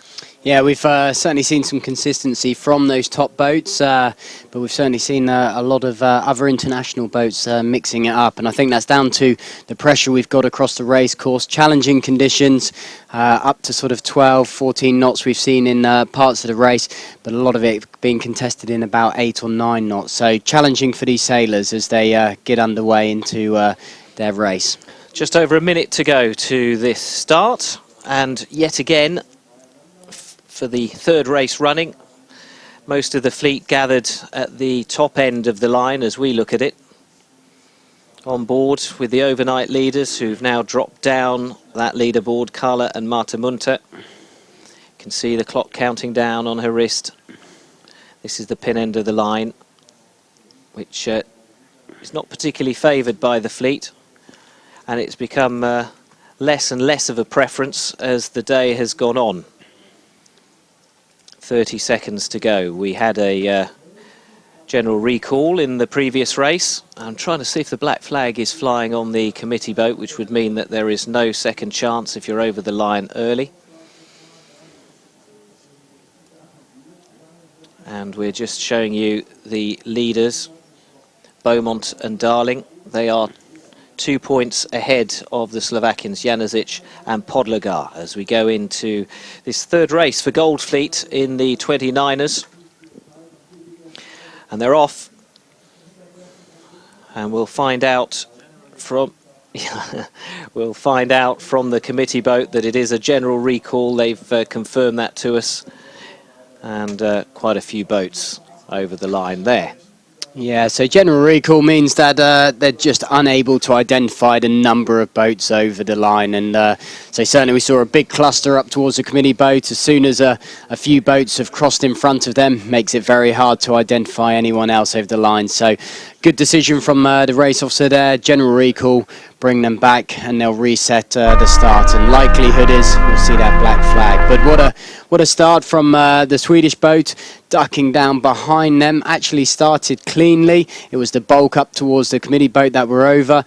A great port hand start here. It's what we call a port hand flyer. You punch that port end, come out, you're on port. It's dangerous because the rules favour the starboard hand boat. But a fantastic start, but shame it's been called back. And you have to be confident of that move, don't you, as you head right across the rest of the fleet? Yeah, you need that's certainly not something you want to play on the first race of your regatta. But as we move through, it's important these guys are still attacking that start line, and it was great to see the Swedish pair do that. So once the fleet has reformed behind the start line, a new countdown will begin, and that's going to take a little while. And of course for the organisers, it's a logistical nightmare having 3 fleets on one course, and the black flag, I understand, is flying on the committee boat there. Yeah, so no second chances this time. Anyone over the line get disqualified. So Carla and Marta Munte can't afford a disqualification. Their form has dropped since entering Gold Fleet, and they're going to want to turn that around with just under 5 minutes to go. Yeah, so as looking at the data that we've been getting over the last sort of few races, this wind just starting to clock round a little bit round towards the left-hand side, but we're seeing a bit more pressure on being favouring the sailors towards that right-hand side. Lighter breeze as we get further up towards the race course, a bit closer towards the shore, but averaging about 9 to 10 knots, 9 to 11 knots across the course. With those light patches, 8 knots up towards the top end of the course, and we still see the odd gust coming through on these downwind legs, which are generating the speeds of up to 12 knots downwind with these guys with their asymmetric spinnakers. So tricky conditions, staying in that pressure, keeping these boats going fast. We look on the water for that dark patches on the water for the pressure, and that's what they'll be looking out for going into this race.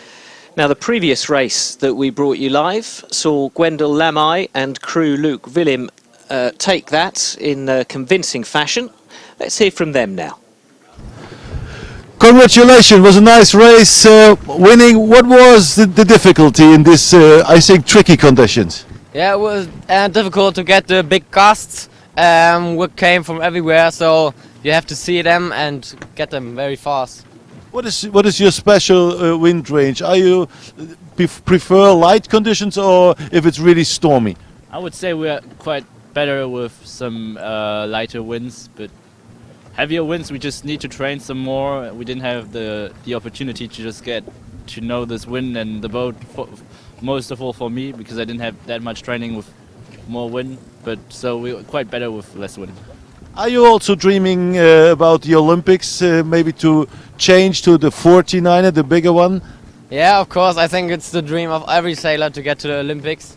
But we have to see, and yeah, nothing is now. Yeah. It's not a topic for the next 2 weeks. Yeah. Then congratulations and good luck for the last race for today. Yeah. Thank you. Gwendal basically saying, yeah, it's a dream, but there are plenty of us with that dream, and it's a long road to the Olympics. And of course we're talking not about Rio 2016, but future Olympics after that, and 2024 may well come to Kiel and Hamburg, because they are putting in a bid with the IOC to host those games, and that would be the 3rd time that the Olympic sailing has come to Kiel since the 30s. But Gwendol Lamai happy with his performance. They say they prefer the lighter winds, but they seem to do better in those in today's stronger winds than on previous days, although they got a couple of victories actually earlier on in the regatta. Be interesting to hear from these girls to see what they make of their performance and see if they have come up with a plan for how to turn that form around. And also interesting to compare how they do their timings, because she's got a clock on her wrist as Carla Munter, and that is also counting down as the same as our clock on the screen, whereas Lamai and Willem had their watch strapped to the boom of their boat. So both of them can give some input into how they start. So once again, 40 seconds or so to go, and the bulk of the fleet congregating at this right-hand side. Yeah, we can see everyone hovering back a little bit. This is a black flag start, all being a bit more cautious, so we certainly won't see them pushing the line too hard. A very different leaderboard from the one that we started with earlier this morning. A real shuffling of the pack as the Gold Fleet got their section underway, having qualified for the honour of taking part in the Gold Fleet. So today's third race is off, with the Germans at this pin end leading away behind the Swedes, and the bulk of the fleet on the right-hand side of the course, the top end of the screen. And it was last year's champion, Salomon of Sweden, who led away. Yeah, so again, boats favouring the bulk of them all being towards the committee boat. A lot of that can come down towards being a black flag. Position yourself by the committee boat allows you to know exactly where that start line is. You've got a real fixed position, allowing you to accelerate at that line. As soon as you're in the middle of the line, it really sort of is very difficult to guess where that line is. You use transits to position yourself, but as soon as you've got a fixed point to go off. But it was the guys coming off this pin end, again, we see here from the clip here now, and it's these guys coming off this pin end. Breeze comes in, they've got good boat speed, a bit of a wind shift towards that left-hand side. As I said before, just before their start, there had been some wind shift towards that left side, and these three have made a great start and capitalised on that gain. And both those boats fairly down the leaderboard, Farian and Klösel of Germany 24, and the Swedes as well, the defending champions who haven't had a great regatta this year, starting at this end probably because they've got nothing to lose. Exactly, that's the key thing. It's a very dangerous way to start. It's high risk manoeuvre, and it's worth doing if the bulk of the fleet are all trying it as well. But certainly on a start like that, you'll generally see a lot of the top guys all sticking consistent, which we can see all towards that committee boat in that bundle. But a few guys taking that risk, and it's high risk, but we'll certainly have a high reward as well. Well, it's paid off for the moment as Farian and Klösel stick out there in front, get the lead, Ando Klaasen behind them, and then come the Norwegians and the Swedes in fourth. So Adrian Salomon, defending champion, not really in the running for defending that title this time because of a collision in the very first race of the regatta. He didn't take a penalty, but was the cause of that collision, caused some damage to a German boat, and so he was penalised. And that poor result from that race dragging him down overall. So similar picture to what we saw on the last race. The fleet coming off away from that line and then taking that little hitch up, and the bulk of the fleet now heading out towards that right-hand side. We've seen that over the last few races. A little bit of pressure. You can see the guys on the trapeze quite high, if not a few of those crews crouched in. So we've got a lighter breeze. And our leaders are actually Germany 24, this boat in the centre of the screen. So going well, say up on that wire quite high. They've got a nice position, got the good boat speed. Breeze again just tickling around the sort of 9 knot area. So we are seeing it slightly lighter, consistently as this day's gone on. But there has still been the pressure coming in. We look from that view there of the whole course. Still looking fairly consistent across the whole thing. No significant gusts, which is what we just heard about in the interview from the guys there, saying they're looking out for those gusts, and it's so important to try and get in too early.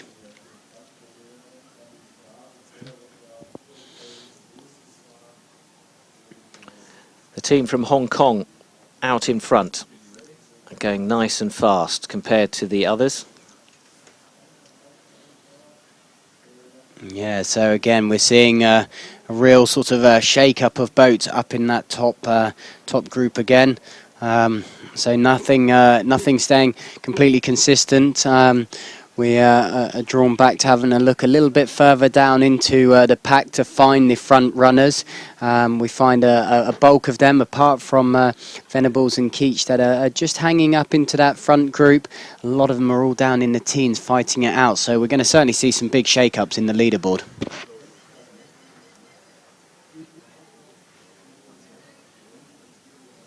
Salomon and Bergman still very much in the running here in... well, they've just dropped out of the top 5, actually.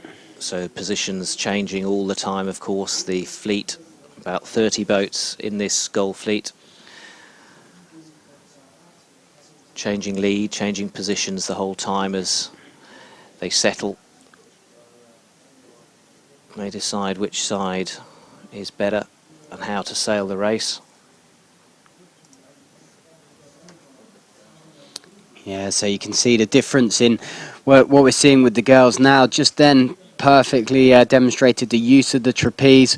You can see that rope she's hanging on to. That allows her to alter her body position and the angle on the trapeze. So as she pulls down on it, lifts her hips up, it raises her body weight up, which allows in these lighter winds to be able to keep her leverage not as far out, and it's more closer towards the boat. So not causing the boat to lean towards itself, but when that breeze comes back in, a bit of a gust, you'll see her lower herself back down again. But sailing really nicely, these two. They're certainly trying to find a bit more of a rhythm, because they've struggled in these first few races after a dominant performance early in the regatta. Today's been a tough day for them. But our regatta leaders, Beaumont and Darling of Great Britain, in 3rd place. Where are their nearest challengers? The Slovenians, Janasic and Podlogar.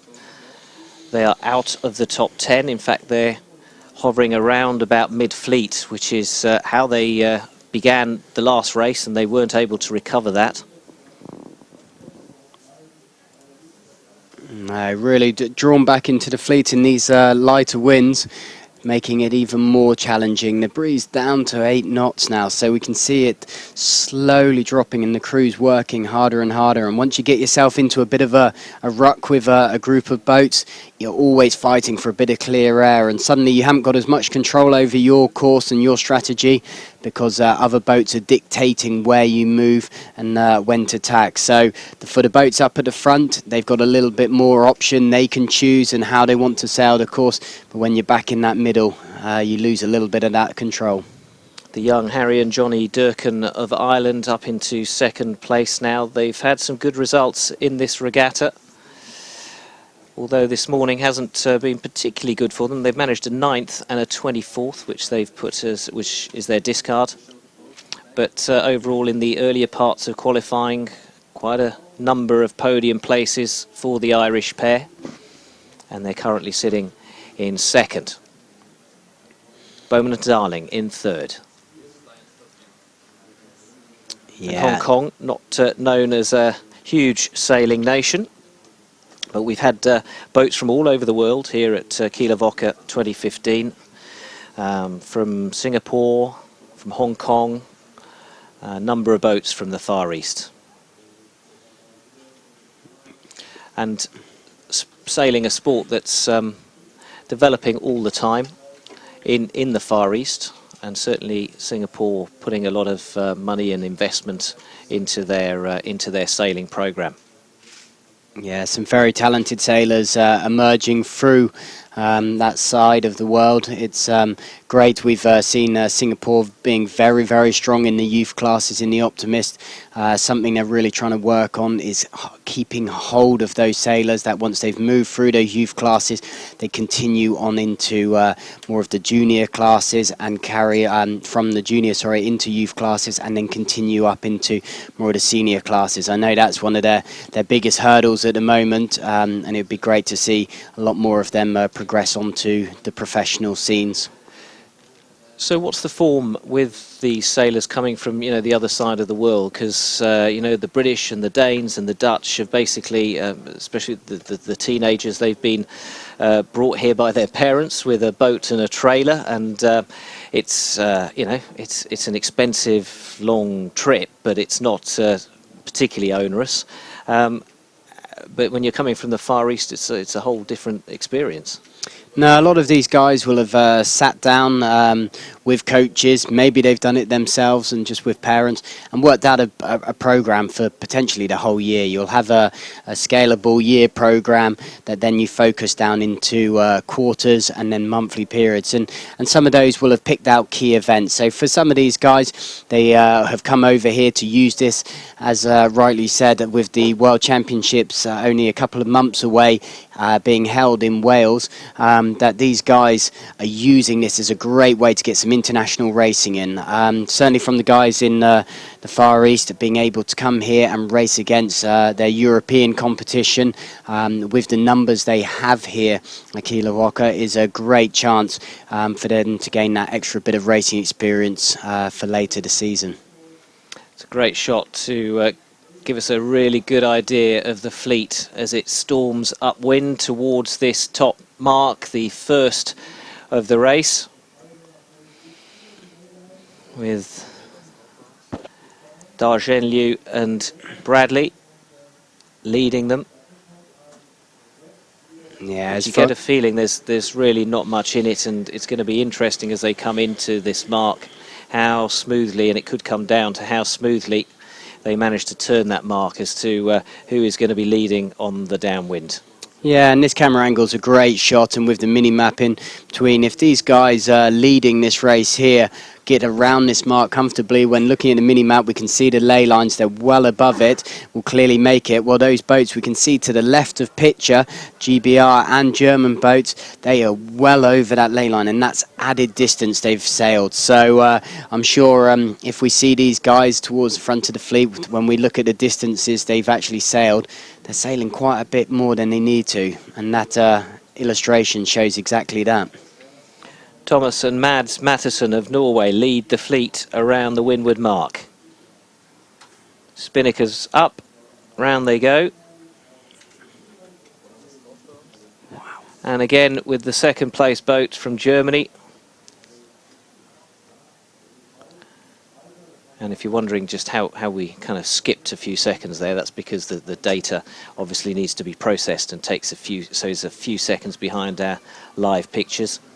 But no, I was about to say no drama going around the mark at the moment. So you're seeing these boats now squeezing in right by the mark, because so many of those boats have oversailed the distance they needed to, and that gives position changes to those sailing around. So we saw a lot going on, and that's why spinnakers were hoisted a lot earlier across that spreader leg.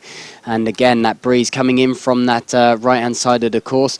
So we're seeing a lot of jibe hoists, and now they're trucking off down towards that side again. Good breeze now across that race course, out on the trapeze, sailing these boats fast. We've got up to 15 knots now, so a big 6-7 knot gust and change of wind pressure, which we haven't seen for quite a long time.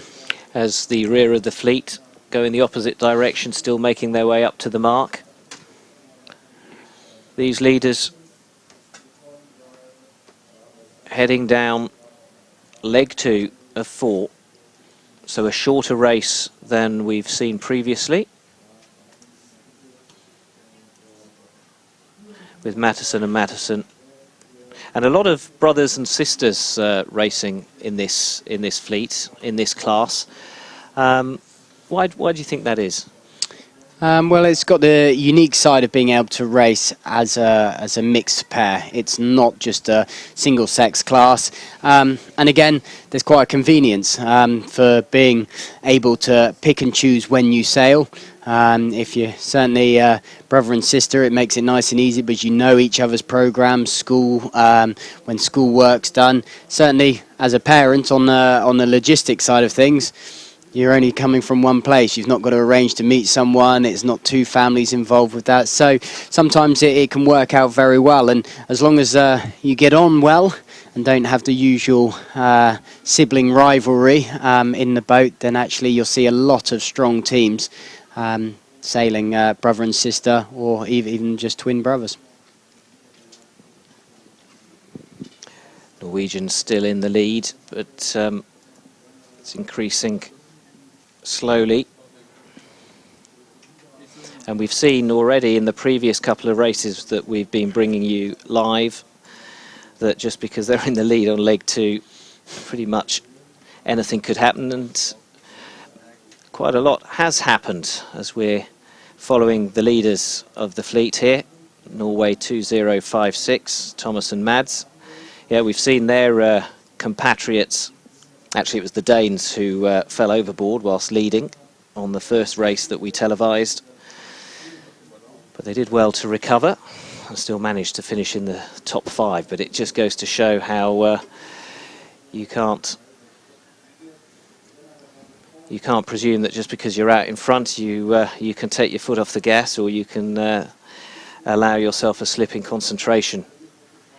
No, so we've got a lot more breeze now pushing across that race course. That image shows it. The guys are hammering down here. It's nice and clear from the guys. Good description and information being fed from the crew to the helm, pointing out, saying where other boats are, where the breeze is on that race course, where they want to be going up this next leg. So how quick the crew was from one side straight to the other, back into the boat now. Fast and furious stuff. Kite comes down, straight out, up to get back upwind. So they've looked like they've misjudged that ley line a little bit, so they saw them have to just head up. But how quick and manoeuvrable these boats are, but shows how physical these boats are at the same time. That was a good bit of action there. Great manoeuvre from the Norwegians. Worth having another look at. So there, clear communication going on between crew and helm. Big breeze coming down, you can see the white water coming off that, but just watch how quick the crew moves off this trapeze wire, comes into the boat, completes the jibe by going straight out the other side onto that trapeze wire, steps straight out, jumps out onto the wire, clips in, coming into those marks, realise they need to get it down, so straight back into the middle, fast and furious, arms go everywhere, trying to get that kite back down into that chute. Then, as they head up a little bit, straight back onto that main sheet, a big mover here for the guys. And then straight back into another manoeuvre before they've headed upwind. But great move from the guys, and they're still leading this fleet. Only just, and that lead has now been shrunk by the Dutch Van Dongen and Becker. And they are bow to bow, and it'll be interesting to see what happens now. Well, as you can see there, this graphic's perfect example of that complete split on which way they've gone up this this next leg. Leg 3, heading back upwind. They're favouring, the Dutch side favouring that right-hand side. And the Norwegians heading out towards this left-hand side. But we've got a lot of pressure across the course now. This is probably the strongest breeze we've seen for some time. The boat's now cranking up to good speed, and we can see that from those images of them coming downwind with their Jenicas. Good speeds upwind now, coming up to 8 knots and plus. So, yeah, we've got some fantastic racing out on the course now. Now, we saw the Norwegians rounding the mark. This is on board with the Spanish, going round the same mark a short while ago, Carla and Marta. So it shows how close those boats are packed in on that rounding. It's multiple things going Someone's on. gone in. We just got a glimpse of a capsize there. Tantalising glimpse, just teasing us. And hopefully we'll be able to regain that picture, get an update, see who that is.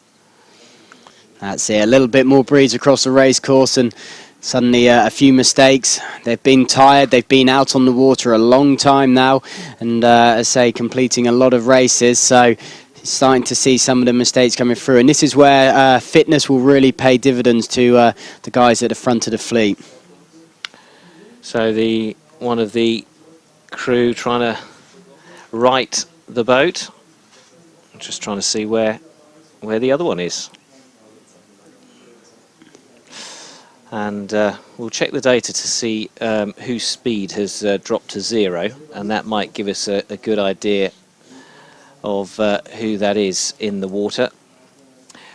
But Norway 2056 is the boat we're focused on right now, who are Matteson and Matteson.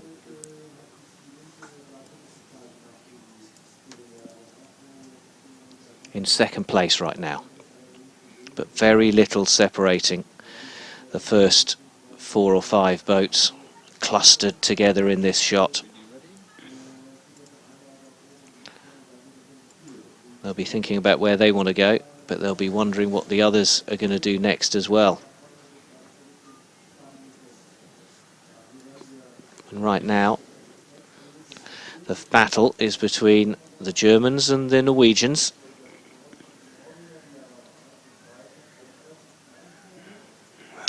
Fechner and Heinrich, who we haven't seen much of in our televised races so far. They started the day well back down the leaderboard, and we've been saying really that this race could have been a chance for those at the back to regain some of their position up the leaderboard, and they're doing their best to do that. But our overall leaders, who we can't see in the top 5, are Beaumont and Darling, who are currently sitting 8th, and the Slovenians, Janasic and Podlogar, are sitting 7th, and that means that they remain in 1st and 2nd, as they started on the leaderboard. I'll wait till I got full confirmation on this, but I believe when we saw that camera shot of the boat upside down, it was the Sandman sisters from Finland.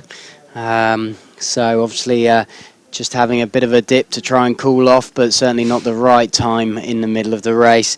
They're certainly going to feel the pressure now as they'll try and regain, and from where they are and where they've got the boat back upright, they've got a big gap between them and the fleet. So let alone just trying to get themselves back into a good position, it's going to be a real challenge just to even get back into that fleet. You just saw the crew there throw himself out on the trapeze as it caught a gust, just to stabilise the boat. They are very unstable, aren't they? They're a little bit like racehorses, these boats, aren't they? He's always trying to keep them under control.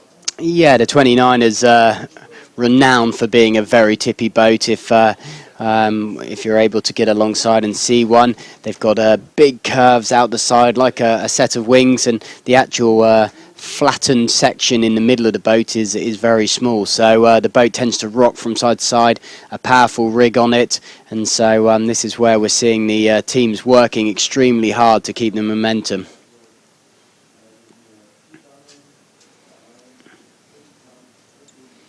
The Dutch, for a while, have taken over the lead of the fleet, Van Dongen and Becker.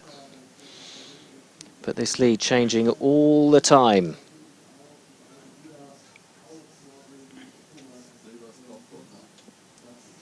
And here you see them bunched up about midway up the leg, the penultimate leg of 4. The Finns going from right to left there across the fleet. The Finns that led the race for such a long time, the previous race that is.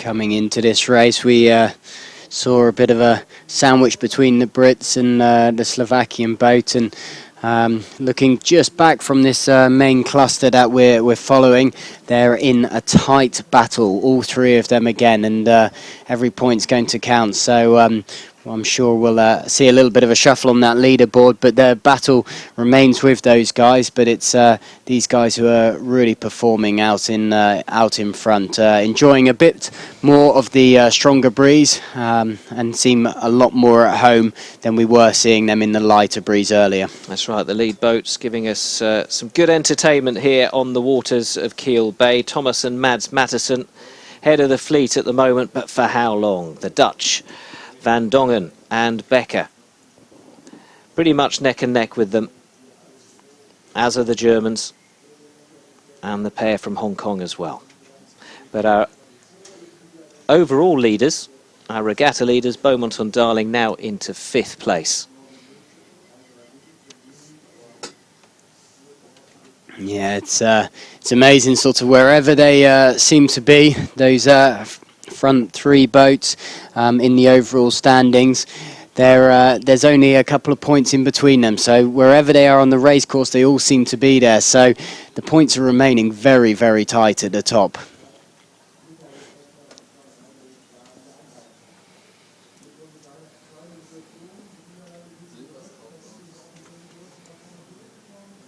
A real strong Dutch representation, not just in this class, but right across the classes at Kieler Woche. They got a gold medal in one of the Olympic classes. And doing a good job at the top of the fleet, at the front of the fleet anyway, in this race as well. Probably one of the more successful young Dutch sailors is sitting out of the top 5, but not far off that. Odie van Aanholt, who got silver at the Youth Olympics last year in a bite. Went out to Nanjing and raced really well to secure that medal.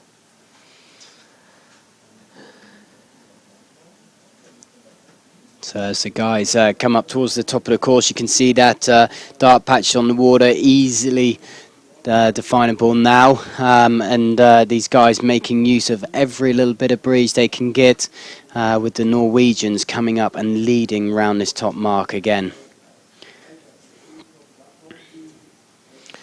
Right, let's see how they do it. Here we go. They're really nice, as I say. So Jenica failed straight away. Looked like the crew was just coming straight off the wire then. I'm sure they've probably gone into a jibe, favouring down that other side. But I'm sure once we catch back up, we'll see how that went. So there we are. They are onto port now as they come downwind back towards the fleet. Boat really flying now. Got some good speeds out of this with this stronger conditions, darker waters, so you can see the breeze has been a little bit stronger and they're extending leads. There's the speeds to give you an idea. So we're getting up towards 15 knots of boat speed downwind, which for these boats is pretty quick, and still what we class as a light to moderate breeze. Yeah, truly spectacular sailing in stronger winds. Pretty spectacular now, so you can imagine what it would be like in 3 or 4 knots more of breeze. One of the British boats now moved up into 2nd place. Yeah. James Grummett and Daniel Budden.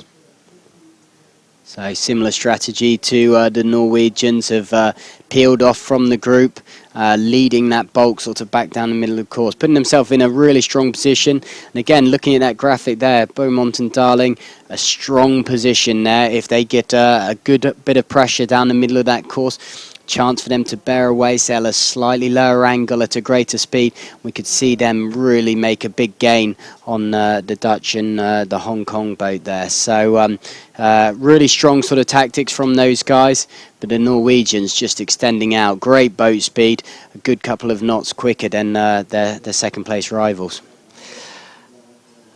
Clearly they've got the stronger breeze on the side that they chose. But do you think there's an element of boat handling there as well to make that difference so so big.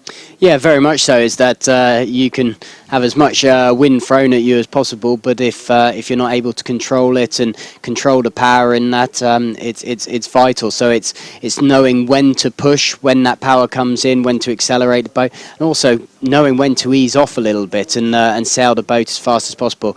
But the teamwork between these guys has been superb. We saw that clip sort of where we rewound earlier, coming down into that leeward mark. We're going to see a jibe again as he's gone in, kite set straight, athletic jump straight out onto the side, back onto that wire.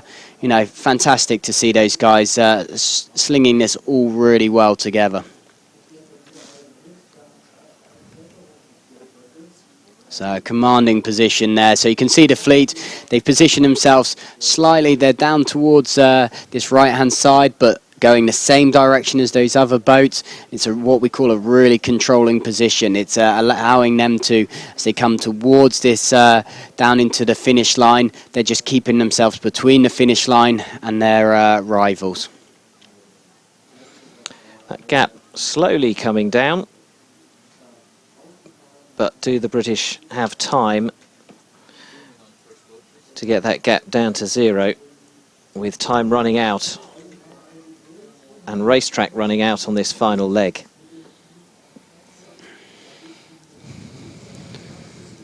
So great speeds from these guys. They've sailed a very solid race. They've just got to keep it together for this last third of this last downwind leg. Speeds again, you know, up to 14.5 knots. We've seen it come up to 15 knots with these gusts. So these boats really starting to come alive, and these guys really reveling in that.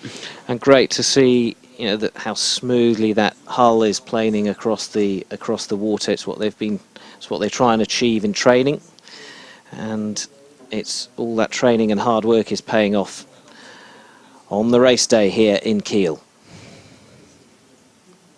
Yeah, there we go. So a little bit of an acceleration from the Norwegians as they get a fresh breeze, 2-3 knots quicker than the British boat now, and that's why we suddenly saw that distance creep back out again. So it's not over till it's over, but they're certainly looking in a very comfortable position. You can see there's not far to go to the finish line for the dot with the 1 on in the bottom right corner, heading towards those 2 white circles at the bottom. And there it is. Thomas Matteson and Mads Matteson of Norway cross the line in first place, their first victory of this regatta.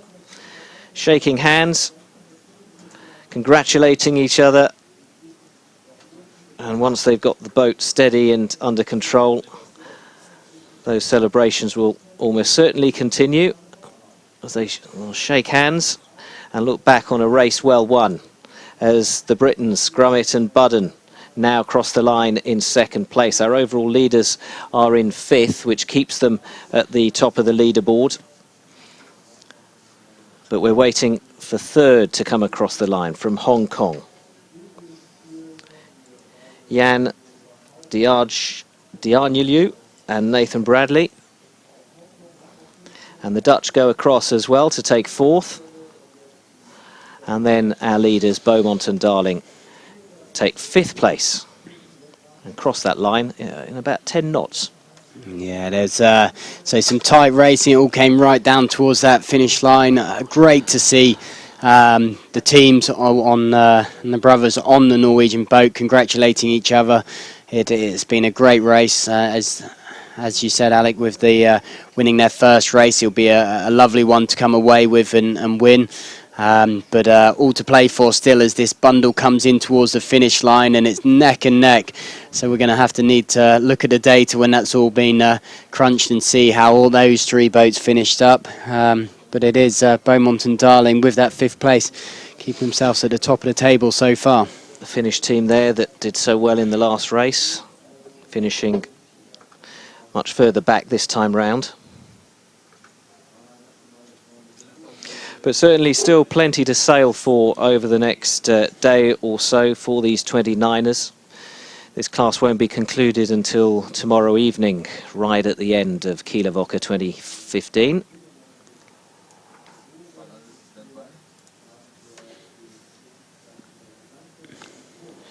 Saw Farian and Klösel there just go through the shot, and the Slovenians, who are second in the leaderboard, and I think they finished, but this needs confirmation, they finished 9th, did the Slovenians.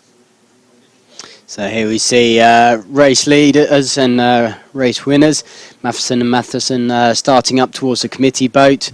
We're in a strong position. Acceleration came on well for the start, but it was Grummet and Budden, one of the port-hand boats we saw attack that line. A high-risk manoeuvre, but as we said, it's nothing to lose. They came out with great speed, crossing the fleet and getting themselves into that controlling position. So we talk about risk and reward quite a lot, very much kind of like a gambling side of things. The more risk or the more risk you put in, how much you want to put down, the more reward you can get, but also can have the biggest costs. So we see Grummet and Budden make a good risky start, but it paid off for them, seeing them up towards the front of that fleet, and a great result for them. And here's the actual view of them doing exactly that. So they were just down from the rest of the group. They're the third boat down on this image on this left-hand side. So getting that boat going, crossing the rest of the fleet, a great feeling. Nice to see those boats all just dropping behind them. But again, we didn't see any of the race favourites committing into that side of tactics because it's not worth that kind of risk. So again, plenty to talk about and plenty to analyse. And now some of the most eye-opening data that comes off the racecourse when we compare speed and distance and manoeuvres. So no surprises that the winners were the fastest. But Van Dongen and Becker, who finished 4th, were next fastest. So, you surprised by any of that? No, as I say, we've seen the average speeds come up, and that was due to that extra bit of pressure as that really started to wind up as the course went on. But the lead boat, pretty clear, quickest speed. I wouldn't be surprised. We kind of know what's coming up, possibly with the distance in that lead boat. There it is. And so we saw Matheson and Matheson have to, as they headed up towards that leeward gate, and they had oversailed the ley line. We saw numerous times with our animations that there were a lot of people overlaying these ley lines. That means sailing a greater distance. So not really surprised at seeing how far boats actually travelled. Great to see the British boat, Beaumont and Darling, keeping it simple, keeping the numbers down on distance, and that's what helped them move up the fleet. When we transfer that into manoeuvres, again, we're front two boats, a few more manoeuvres as they try to cover themselves and protect themselves all the way through to the finish. But again, the guys that will have made the bigger jumps, certainly the Dutch boat and the British boat in 4th and 5th there, short distance from the British guys, less manoeuvres, and that certainly helped them claw their way up into 5th position. Okay. Well, you can catch your breath now. Fascinating statistics, again, available at sapsailing.com. But let us just confirm the results and the leaderboard then. So Beaumont and Darling stay top of that leaderboard with a 6-point lead, which they've extended thanks to their 5th placed finish. And thanks to the Slovenians Janasic and Podlegar finishing 9th. Still in with a chance and hanging on in there, Venables and Keach, another British boat, in 3rd. And the Munter sisters, who started poorly, in the end managed to hold on to that 4th place. And then the Schuckmans from Germany in 5th. And the guys from Hong Kong who entertained us for much of that race near the front of the fleet sitting in 10th. So I think they'll be very pleased with that. There'll be no more racing out on the waters here in Kiel. They'll be back. The 29ers will be back tomorrow, and we will be back tomorrow as well. But in the meantime, remember, sapsailing.com has all the data and race information from the water. But from Corky and me for now, it's goodbye.